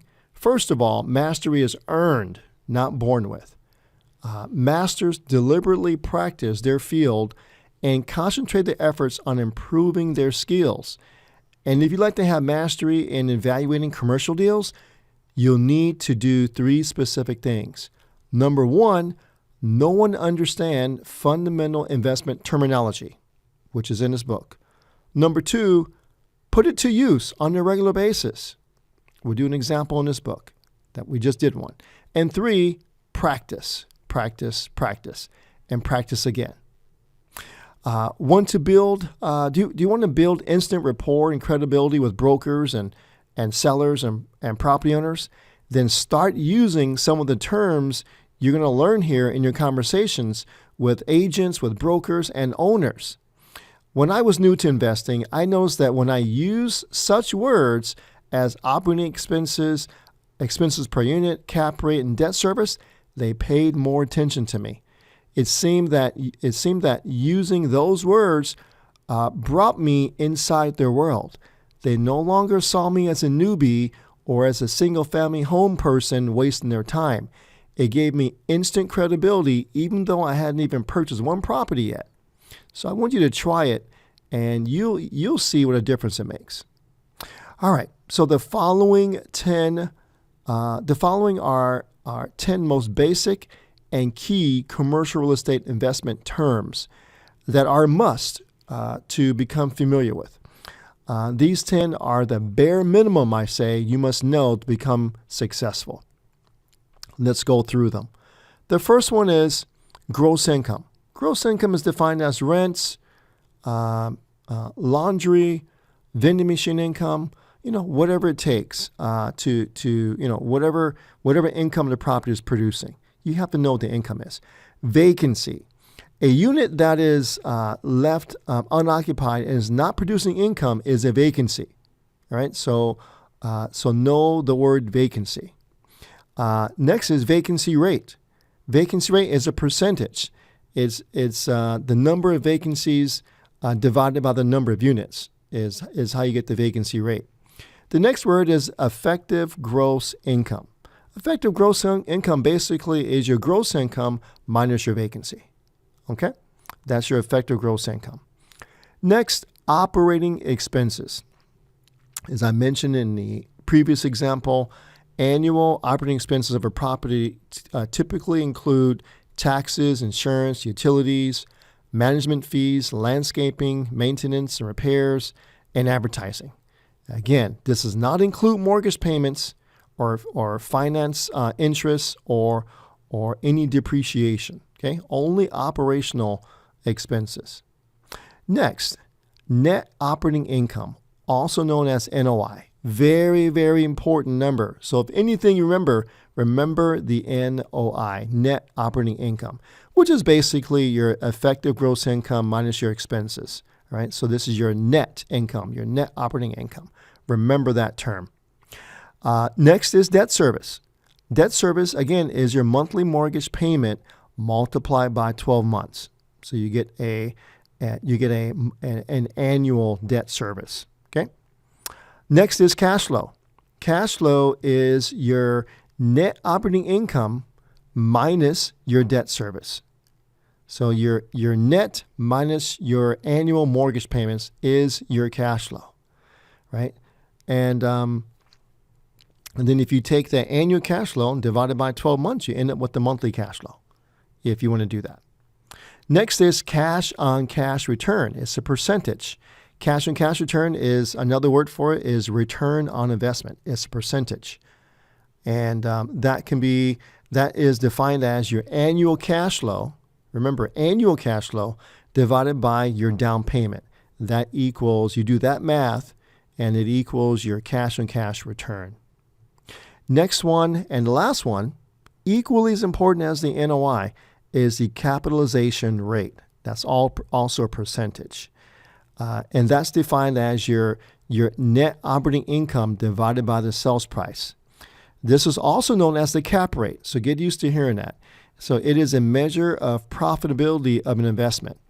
Cap rate tells you how much you will make on an investment if you paid all cash for it, right? So therefore, financing and taxation are not included in the cap rate. Okay, so cap rate again is your NOI divided by your sales price.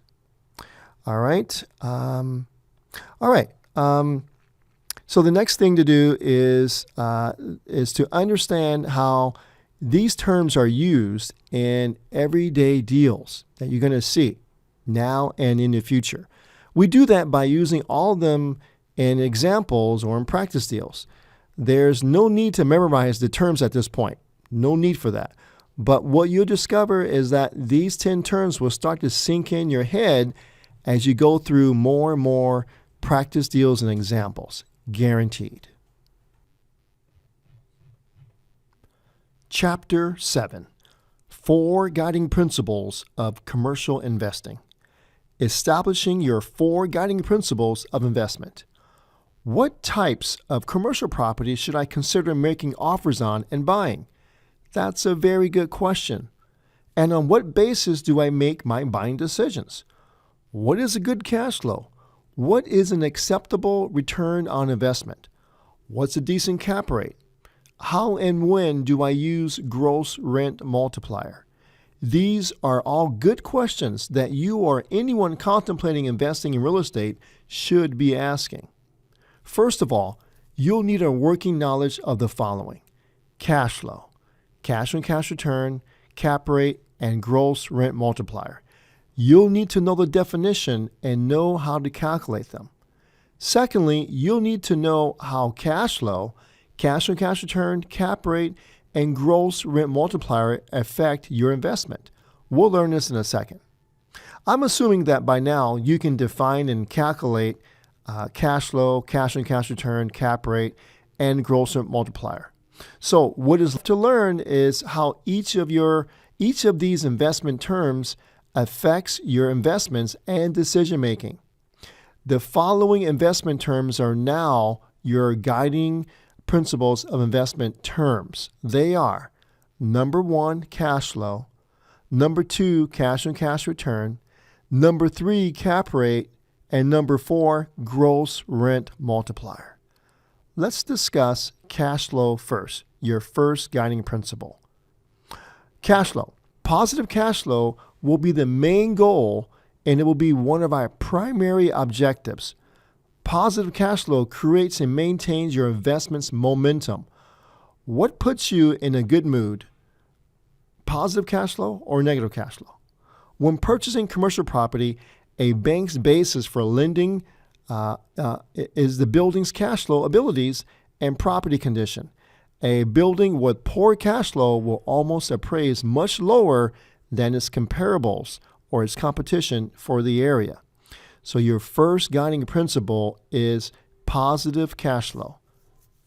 Guiding principle number 1, positive cash flow. Let's talk about the second guiding principle. It is cash on cash return. Again, it's a percentage.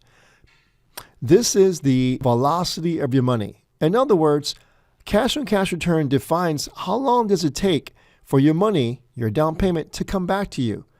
If your down payment was $20,000, how soon does your cash flow add up to $20,000? If your cash flow added up to $20,000 in 1 year, then your cash on cash return is 100%. If it takes 2 years, then your cash on cash is 50%. If it takes 3 years, then it is 33%, and so on. You got it? Real estate can potentially produce phenomenal returns. Cash on cash returns of over 100% are not uncommon.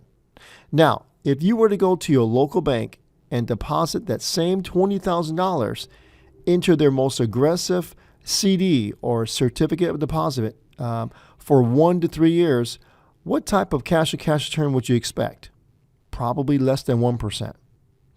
So we need to put an emphasis on cash on cash return when we invest, simply because you need to know how fast can you get your down payment back so that you can invest it again and again. So your second guiding principle is a cash on cash return of 10% or greater. Got it? The first guiding principle is positive cash flow. The second guiding principle is cash on cash return of 10% or greater. Let's move on to your third guiding principle, which is capitalization rate or cap rate. A cap rate is used as a measure of a building's performance without considering the mortgage financing.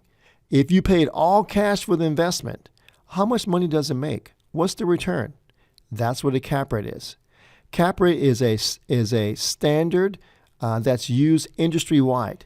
It's used in many different ways, and I want to share with you a few ways in which to use it. A high cap rate usually typifies a higher risk investment and a low sales price. All right, so the correlation, high cap rate equals high risk and low sales price. High cap rate investments are typically found in poor or low income neighborhoods. However, a low cap rate usually typifies a lower risk but a high sales price. Again, a low cap rate is lower risk but a high sales price. So completely opposite than a high cap rate, right? So low cap rates are typically found in middle class to upper income neighborhoods, the nicer neighborhoods. Therefore, neighborhoods within cities have stamped on them their cap rates, right? So we call these market cap rates. With that said, if you know what the NOI is and you know the given cap rate, then you can calculate what the sales price should be, right? Because sales price equals NOI divided by the cap rate. All right, enough with that. Let me give you the guiding principle for the cap rate is 8% or higher. Okay, so the first guiding principle is positive cash flow. The second guiding principle is double-digit cash on cash return or 10% or greater.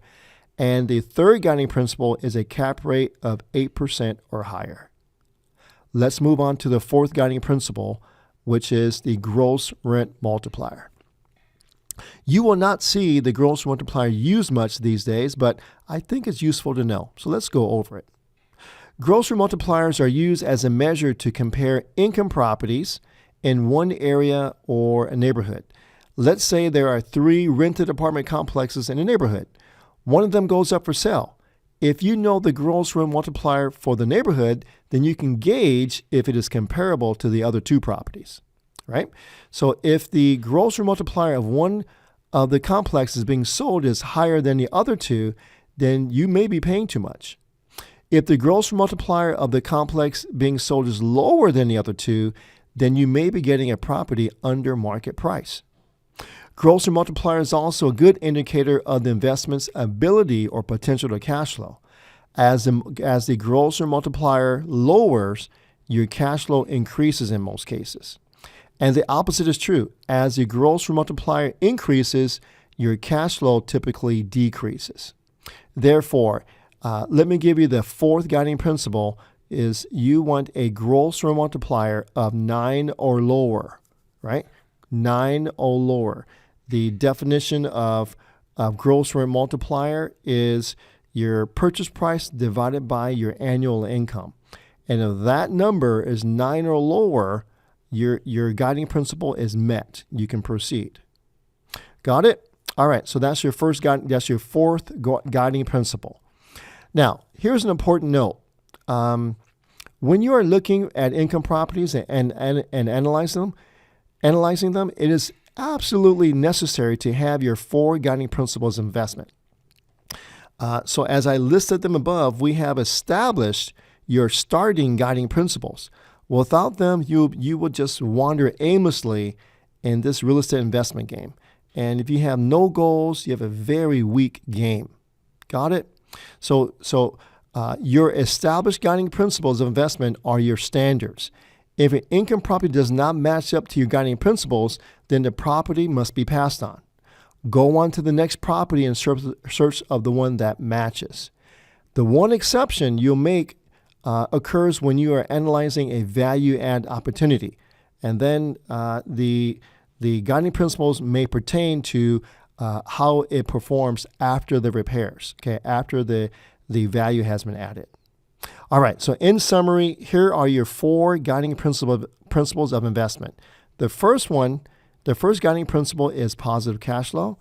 The second guiding principle is a cash on cash return of 10% or higher. The third guiding principle is a cap rate of 8% or higher. And your fourth guiding principle is a gross rent multiplier of 9 or lower. Chapter 8. 3 Commercial Analysis Examples. Mastery of real estate investment terms through property analysis. The purpose of these 3 exercises is to measure your readiness in understanding how commercial property, is analyzed by using the investment terms we just learned and mastering them.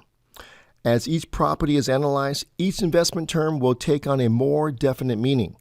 The terms will begin to sink in and things will start to click, guaranteed. So these are 3 practice properties. Remember, it's practice. It's okay to not know. It's not okay to pretend you know. Take as much time as you need in completing both exercises as I go through them. By the end of the exercise, our goal is to enable you to fundamentally analyze just about any commercial investment by knowing how to calculate 3 things: cash flow, cash on cash return, and cap rate. We will review each practice property in full detail, and each of these properties has their own unique problem or twist, so listen very carefully. Solving problems and spotting twists are keys to spotting poor, average, or great investments. You'll learn this. Example number 1. It's a 20-unit apartment building. They're all 2 bedrooms, built in 1972. Asking price is $550,000, or about $27,500 per unit. Down payment is 20%. Been on the market for 39 days. We have a mortgage payment of $2,781 per month, and it's a Class C apartment building. I'm going over this like it's a listing. Now, here are a few details you should pay attention to. It's a well-maintained 20-unit complex located in an up-and-coming area, 1 block from City Hall. The owner just spent over $100,000 in rehab and upgrades in the last 12 months.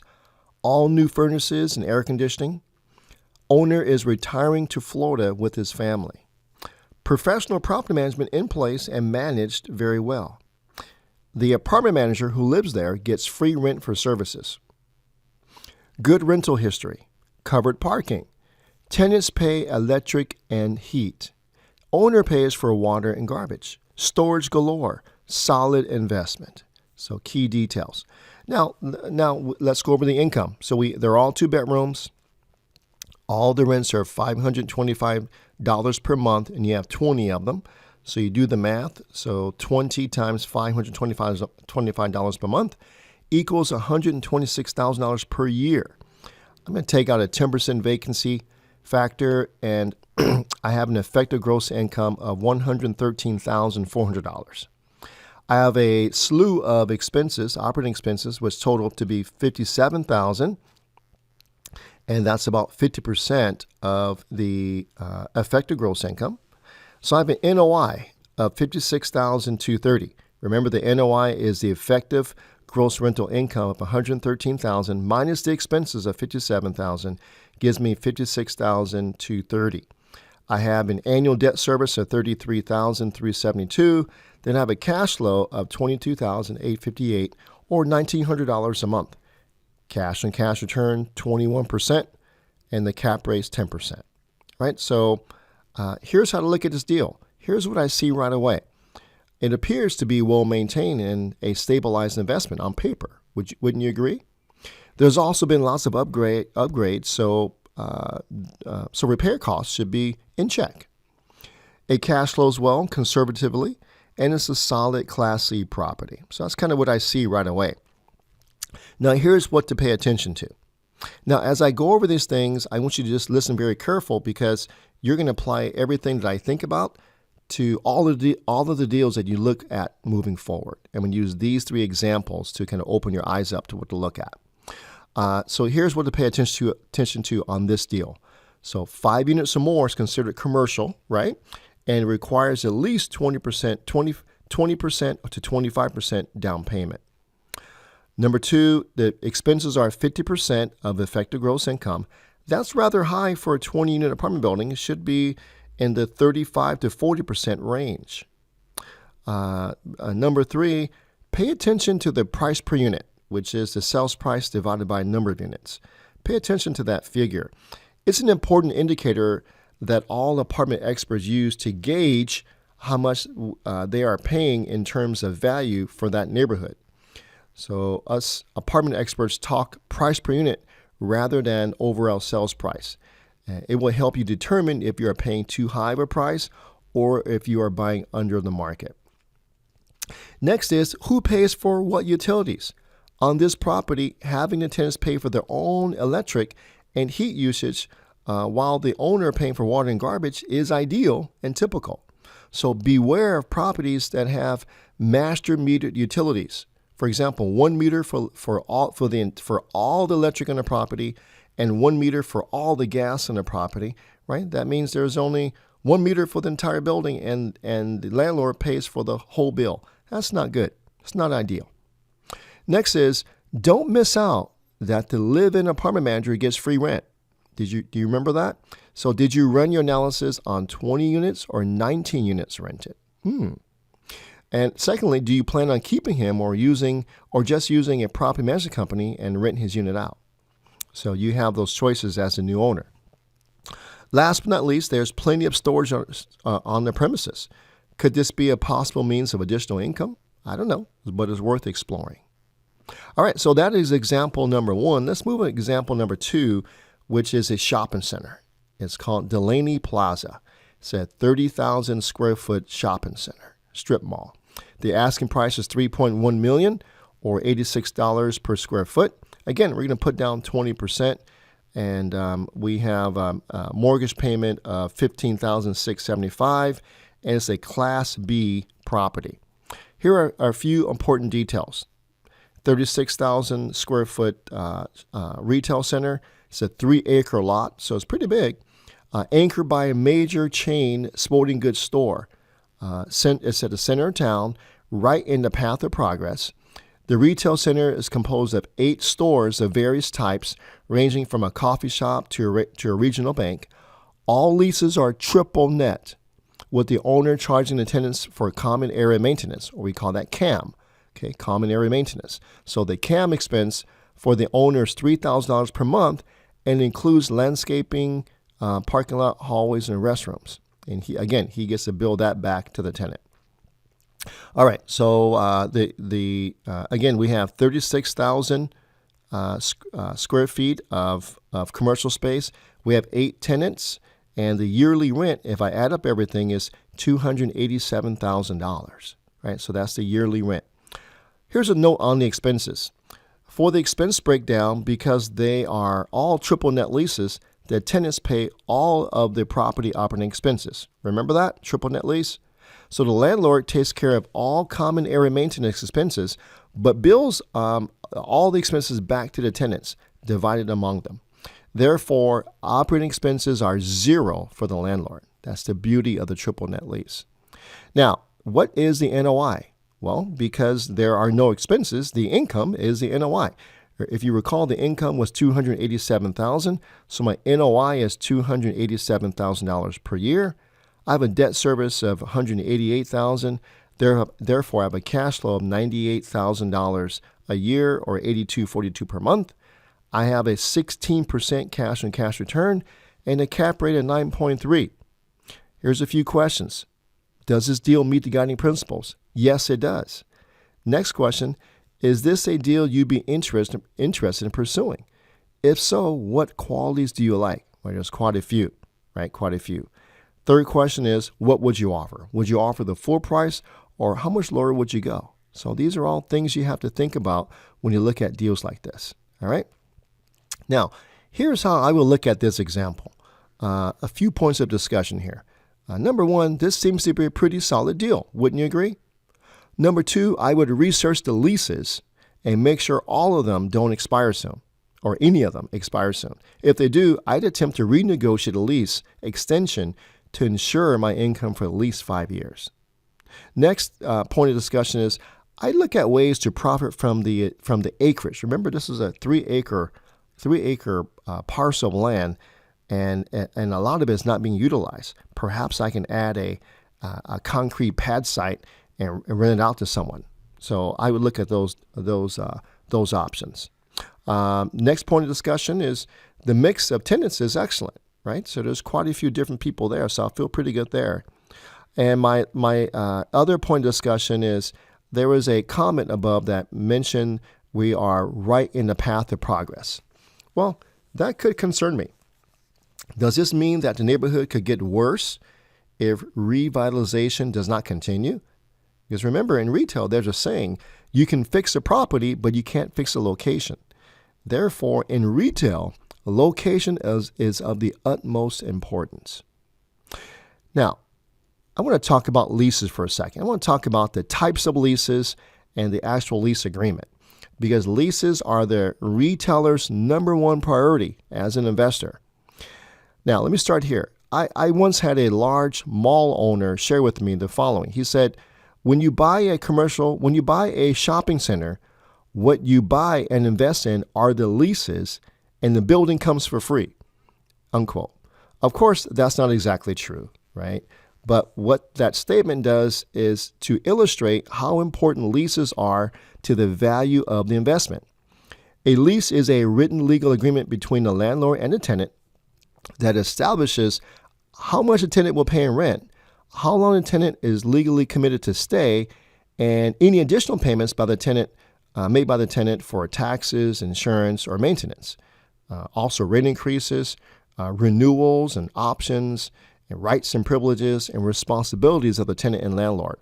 All of that is in the written lease. Okay. So even though retail leases are long-term, say 5 to 15 to 20 years in length, it's common for leases to have rental increases, or we call them bumps, during the leasing years. You can have a rent escalation or rent bump of 5% once every 5 years until the lease expires, for instance. Now, here are 3 types of leases that you'll most likely come across in retail investments, and each has its small differences, so pay close attention. The first lease is called a gross lease. In a gross lease, the landlord pays all operating expenses and charges the tenant a rent that's over and above and covers the operating expenses. So the types of expenses covered are taxes, insurance, management, maintenance, and any other costs associated with operating the property. Then we have the modified gross lease. So it's slightly different from the gross lease in that some of the operating expenses, such as maintenance, insurance, utilities, aren't paid for by the landlord and are passed on to the tenant. That's why it's called a modified gross lease. So these expenses are called pass-through expenses because they're passed through to the tenant. And many type of office buildings use a modified gross lease. And then we have the net lease. All right. So in a net lease, the tenant pays the operating expenses of the property, and the landlord gets to net a certain amount of rent every month by charging rent over and above the total operating expenses. So this lease is favorable in many ways. It's favorable to the landlord because the landlord isn't responsible for any additional expense of the property. It's favorable to the tenant because the tenant gets to fix up his store, his property as he sees fit, and do his own maintenance and cleaning. So net leases are typically customized to fit tenant needs. This type of lease is mainly used for retailers, right? The landlord takes care of the common area maintenance, and the expense of that is spread among the tenants and billed back to them. Got it? Now, net leases, right? So there are 4 different levels of net leases. Let's discuss the 4 different levels. First, we have the single net lease. In a single net lease, the tenant agrees to pay property taxes, and the landlord pays for all other expenses in the operation. And then we have the double net lease. In a double net lease, the tenant agrees to pay not only the taxes, but also the insurance. And then the landlord pays for all other expenses in the operation. Then we have the triple net lease, and this type of lease is most favorable for landlords and is one of the most popular today. In this arrangement, the tenant agrees to pay the landlord rent plus all other property-related expenses, including taxes, insurance, maintenance, everything, so the landlord gets a true net payment. Banks, fast food restaurants, and anchor tenants typically use triple net leases. Now, in addition, a great income generator for landlords is to have a clause called a percentage of sales built into the lease. Here, the landlord gets an additional payment from the tenant if and when the tenant reaches a certain sales volume or profitability. For example, say a coffee shop has agreed to pay an additional 4% of its gross sales after it reaches a certain level of sales. The landlord will be paid the 4% in addition to its normal lease payment. So I want you to treat leases in every piece of language like treasure. Now let's talk more about understanding commercial leases since they are so important. Your lease is a contract between you and your landlord. A lease can be for short term, like for a month, or long term, up to 15 years. And it can be written or oral. Yes, oral. Although a lease for more than a year must be in writing to be legally enforceable. Some people use the phrase rental agreement to describe a short or oral lease for rent, which is typically paid once a month, and the tenancy can be terminated on a 30-day written notice. To avoid confusion, we're going to use the word lease. Okay, we're not going to use the word rental agreement. We use the word lease in commercial property. Here's a bit of terminology I want you to. That's important. So sometimes a written lease talks about the lessor and the lessee, right? The lessor is the landlord and the lessee is a tenant. You will see this language in your lease agreement, okay? So lessor is a landlord and the lessee is a tenant. It's crucial to understand from the get-go that practically and legally speaking, there are oceans of differences between commercial leases and residential leases.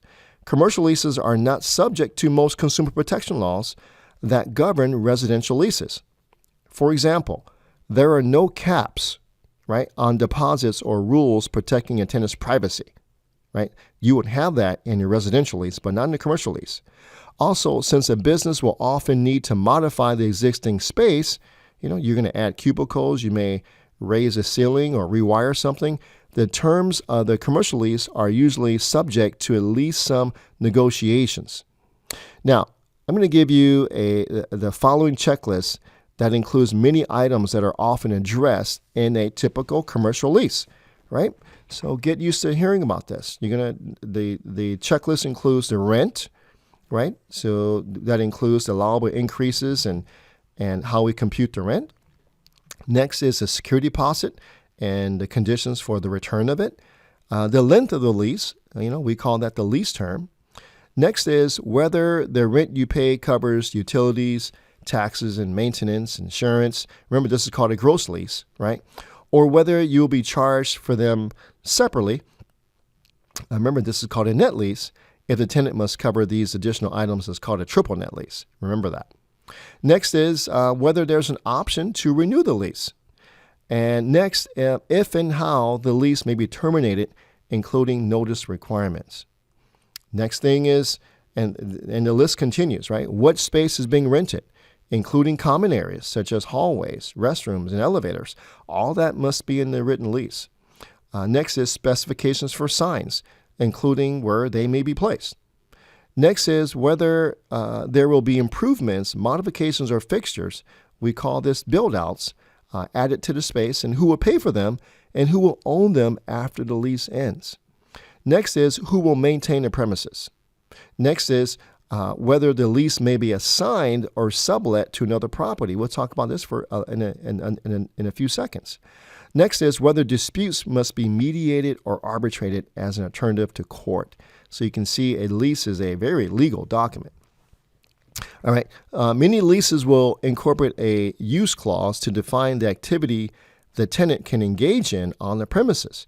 These clauses are in place to protect the property from damage and limit the liability of the property owner. That's you.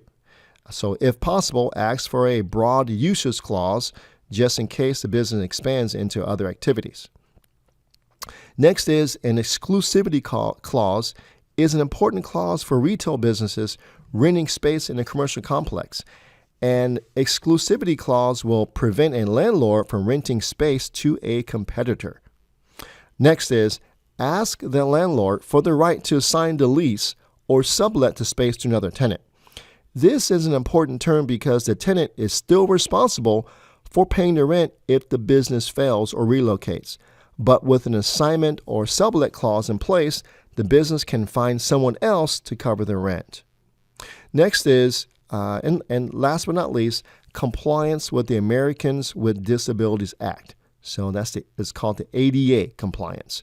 And under this act, if a business is open to the public and has more than 15 employees, the premises must be accessible to people with disabilities. For example, wheelchair ramps, width of the door to allow people with wheelchairs in. So the lease should determine who is responsible for making any necessary alterations to the property and who must pay for these changes.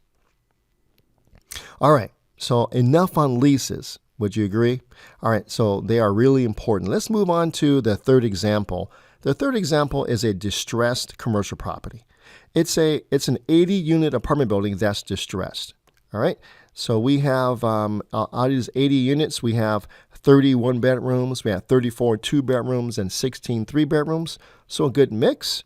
Total square footage of 52,000 square feet. The asking price is $2,060,000 or about $25,700 per unit. Down payment will be 20%. Days on market, 91 days, right? Mortgage payments of $10,000 per month, and it's a Class C property. Here are a few important details. It's an 80-unit complex spread over 5 buildings. We have huge acreage. It's a great area. Absentee owner. Mismanagement and lack of capital make this a perfect project for rehabbers. That's a very intriguing sentence there, right? 25% vacancy at present. That's huge. Partnership splitting up. Good mix of 1, 2s, and 3 bedrooms. Yes. Owner motivated. Needs TLC. No financials released until offer is made. So I'm going over this because I want you to pay attention to what I just said, because when you hear these phrases, it typifies something's wrong with this property. So, and remember, opportunities like this can make you a lot of money or cause you a lot of headache. All right, so the income of the property, if I add up all the rents, it comes out to be $456,000. I'm going to take away 25% of that as vacancy, right? So my effective gross income comes out to be $342,450. All right, so the income drops significantly because of the vacancy. I have my normal expense table that comes out to be $187,000, which is 55% expense ratio. So that's rather high, right? But it is distressed. All right, my NOI is a paltry $155,000. I have a debt service $125,000, leaves me with a cash flow of $30,000 per year, or $2,500 per month. Cash on cash return is 7%, and cap rate is 8%. Are these guiding principles met? Right? Are the guiding principles met here? They are in the cap rate and positive cash flow, right? And what do you think? So if the guiding principles are not met, what areas would you address to meet the guiding principles? A lot of questions here. Second question is, what areas could you improve on to increase the cash flow? Quite a few, right? The vacancy pops out at first, and then secondly, the expenses are a bit high. Next is, what price would you offer? That's a loaded question, right? So let's go through this more. Last question is, does this deal excite you? If it does, how come? If not, why not, right? So that kind of tells us what you're looking for in a commercial investment personally. Now, here's what I see right away, that this is a distressed property in many ways. For example, why is it 25% vacant, and what caused it? I also see there's lots of room for improvement, but at what cost, right? The unit mix is good. I see that. Next is, we need to find how motivated the owners are, right? Even though the partnership is breaking up. Also, I see there's lots of upside potential in the income in this deal because of the vacancy, but it's going to take a lot of work to realize it because of the distress level in this property. Now, let's look at what needs to be addressed in this property. Number one, deferred maintenance. Usually when a property is distressed, there's deferred maintenance. So I would have a keen eye on looking at the apparent deferred maintenance. For example, a parking lot not taken care of, siding needs painting. A lot of things need to be maintained because it's been deferred because they have no capital, right? There's little cash flow to do these type of fixes. Typical things on a distressed property. The other thing that needs to be addressed is a 25% vacancy. So that means that it is 75% physically occupied, but I wonder, out of that 75%, how many are actually paying tenants, right? And that are not delinquent. In other words, I wonder what the economic occupancy is. Again, I have 75% people there. I bet a majority of them are not even paying. They're delinquent, right? So you need to figure that out too. Again, typical for a distressed property. The other thing that needs to be addressed is the partnership issues. What are they, right? Are they going to be a roadblock to getting a deal done and waste our time, or is it something we can work through professionally and make it a win-win, right? Next is, very important, what's the cost going to be to fix up the property and how long will it take, right? So that remains to be learned. Next is, you need to find out the following. This is really important. Once the property is fixed up and stabilized, what would it be worth then? And what would the cash flow be if you could bring the vacancy down from 25% to 7%, right? What would the cash flow be? All right, and the last thing to think about is the concern for getting a new loan on this property. Because it is distressed, because it is 75% occupied and not 90%, it's a distressed property, and lenders will look at it from a different way. So also, is the loan assumable? And if so, what are the balance in terms if it is assumable? Now, because we may have loan issues, perhaps we can explore creative financing strategies such as the master lease agreement or land contract. That way, no banks are involved and none of your credit is involved, and you can leverage yourself with small money down to get in a property like this. So you need to learn those techniques. All right, here's a big question on this deal. How much money over time could I make with this property? So to figure that out, let's fast forward and make a few assumptions. So we'll assume the following things: that we're able to get the vacancy down to 8%, that we were able to raise the rents $25 per unit after the rehab. That's conservative. And we were able to bring the expense percentage down from 55 to 50%, also being very conservative. All right. So therefore, the income will go up all the way to $480,000, right? But I do have, that's the gross income, but I do have to subtract, vacancy. So I'll subtract 8% vacancy. So I have an effective gross income of $442,000. Next is we were able to reduce the expenses down to 50% of the effective gross income. So my NOI is going to jump up to $221,000, and that's an increase of $66,000 from when I first started, right? So that's huge, because remember, in a commercial property, once the NOI goes up, cash flow goes up, and the value of the property. Remember that, okay? Now, so what we do now that we have the NOI of $221,000, I will divide it by an 8 cap to get my new value.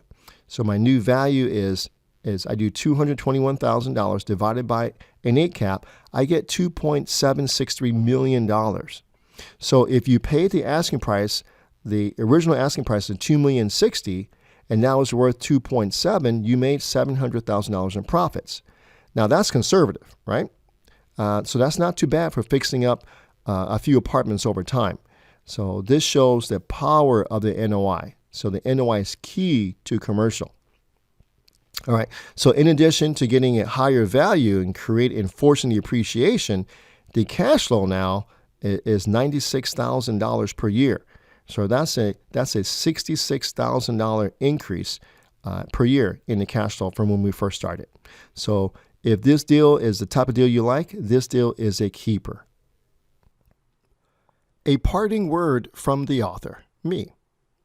I have saved this last part to share with you some additional reasons why you should invest in commercial real estate. In my humble opinion, here are 5 compelling reasons to get started. Reason number 1, it's the most flexible way out of the rat race.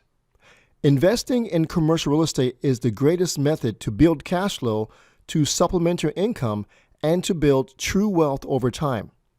The cash flows generated are considered passive income, while other income, such as from your job or stock investments, is considered earned income, which is highly taxed. I personally don't believe in wide diversification of investments, as it indicates investors don't understand what they are doing. Investing only in something you have understanding in, focus, focus, focus.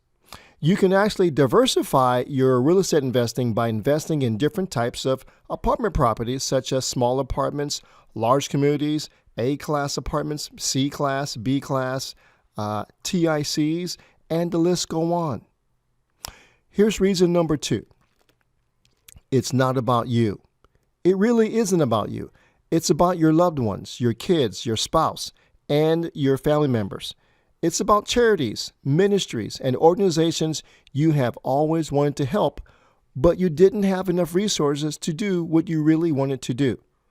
It's about being abundantly wealthy, which is defined as having more than enough so that you can turn around and be a blessing to others. Reason number 3, it gets you closer and closer to your big why. What's your why? Why are you here on earth? What gifts and talents have been put into you, but you have not used to the fullest? Or at all, perhaps? What drives you? What is your purpose? A good friend of mine, Ryan, who grew up very poor, went to a birthday party of a well-to-do family. And in the backyard, they decided to play a game of find the money in the hidden bushes. All the kids ran into the bushes and many yelled out that they found money, lots of it. Ryan couldn't find any, but kept digging and jumping into the bushes. In short order, he became dirty and just a sweaty mess. It soon became really quiet. Not only did Ryan find no money, but as soon as he looked up, everyone was laughing at him. It was a joke planned against the poor kid. There was no money hidden anywhere. As Ryan walked home in complete disgust, after everyone laughed at him, he told himself that he would never, ever be put in a situation like that or allow his family to be ridiculed ever like that again. Today, Ryan is a millionaire business person many times over and helps thousands of people with wealth building as their business and with building their businesses. Ryan found passion and purpose in his adversity. So what's your passion or purpose, and what are you going to do about it? Reason number 4, let's prove the world wrong. Are you an overworked professional? You can't see yourself out of the rat race with your current job? Are you a minority, too old, too young, single parent? You have plenty of past failures, fearful, a woman, divorced, have no money? If any of this is you, welcome to the club. Humans are designed to be overcomers by nature. It's never too late to start investing wisely. Just because you have failed at several businesses, like yours truly, doesn't define your future. Your actions today will do that for you. Begin to take action right now because the past is behind you. The future is not guaranteed to you, and all we have is today. Do something today. Be intentional about what you truly, truly want today. Let's prove the world wrong together. Let's do it together. Reason number 5, it's a new season for you. Life happens in seasons. Have you noticed? You have this book in your hands for a reason. Could it be time to begin a new season in your life? A season of doing something you always wanted to do, but didn't because of the fear of rejection or fear of failure? This could very well be the season to confront those lies you believe for far too long and dare to be what you are called to do and be. This is your season.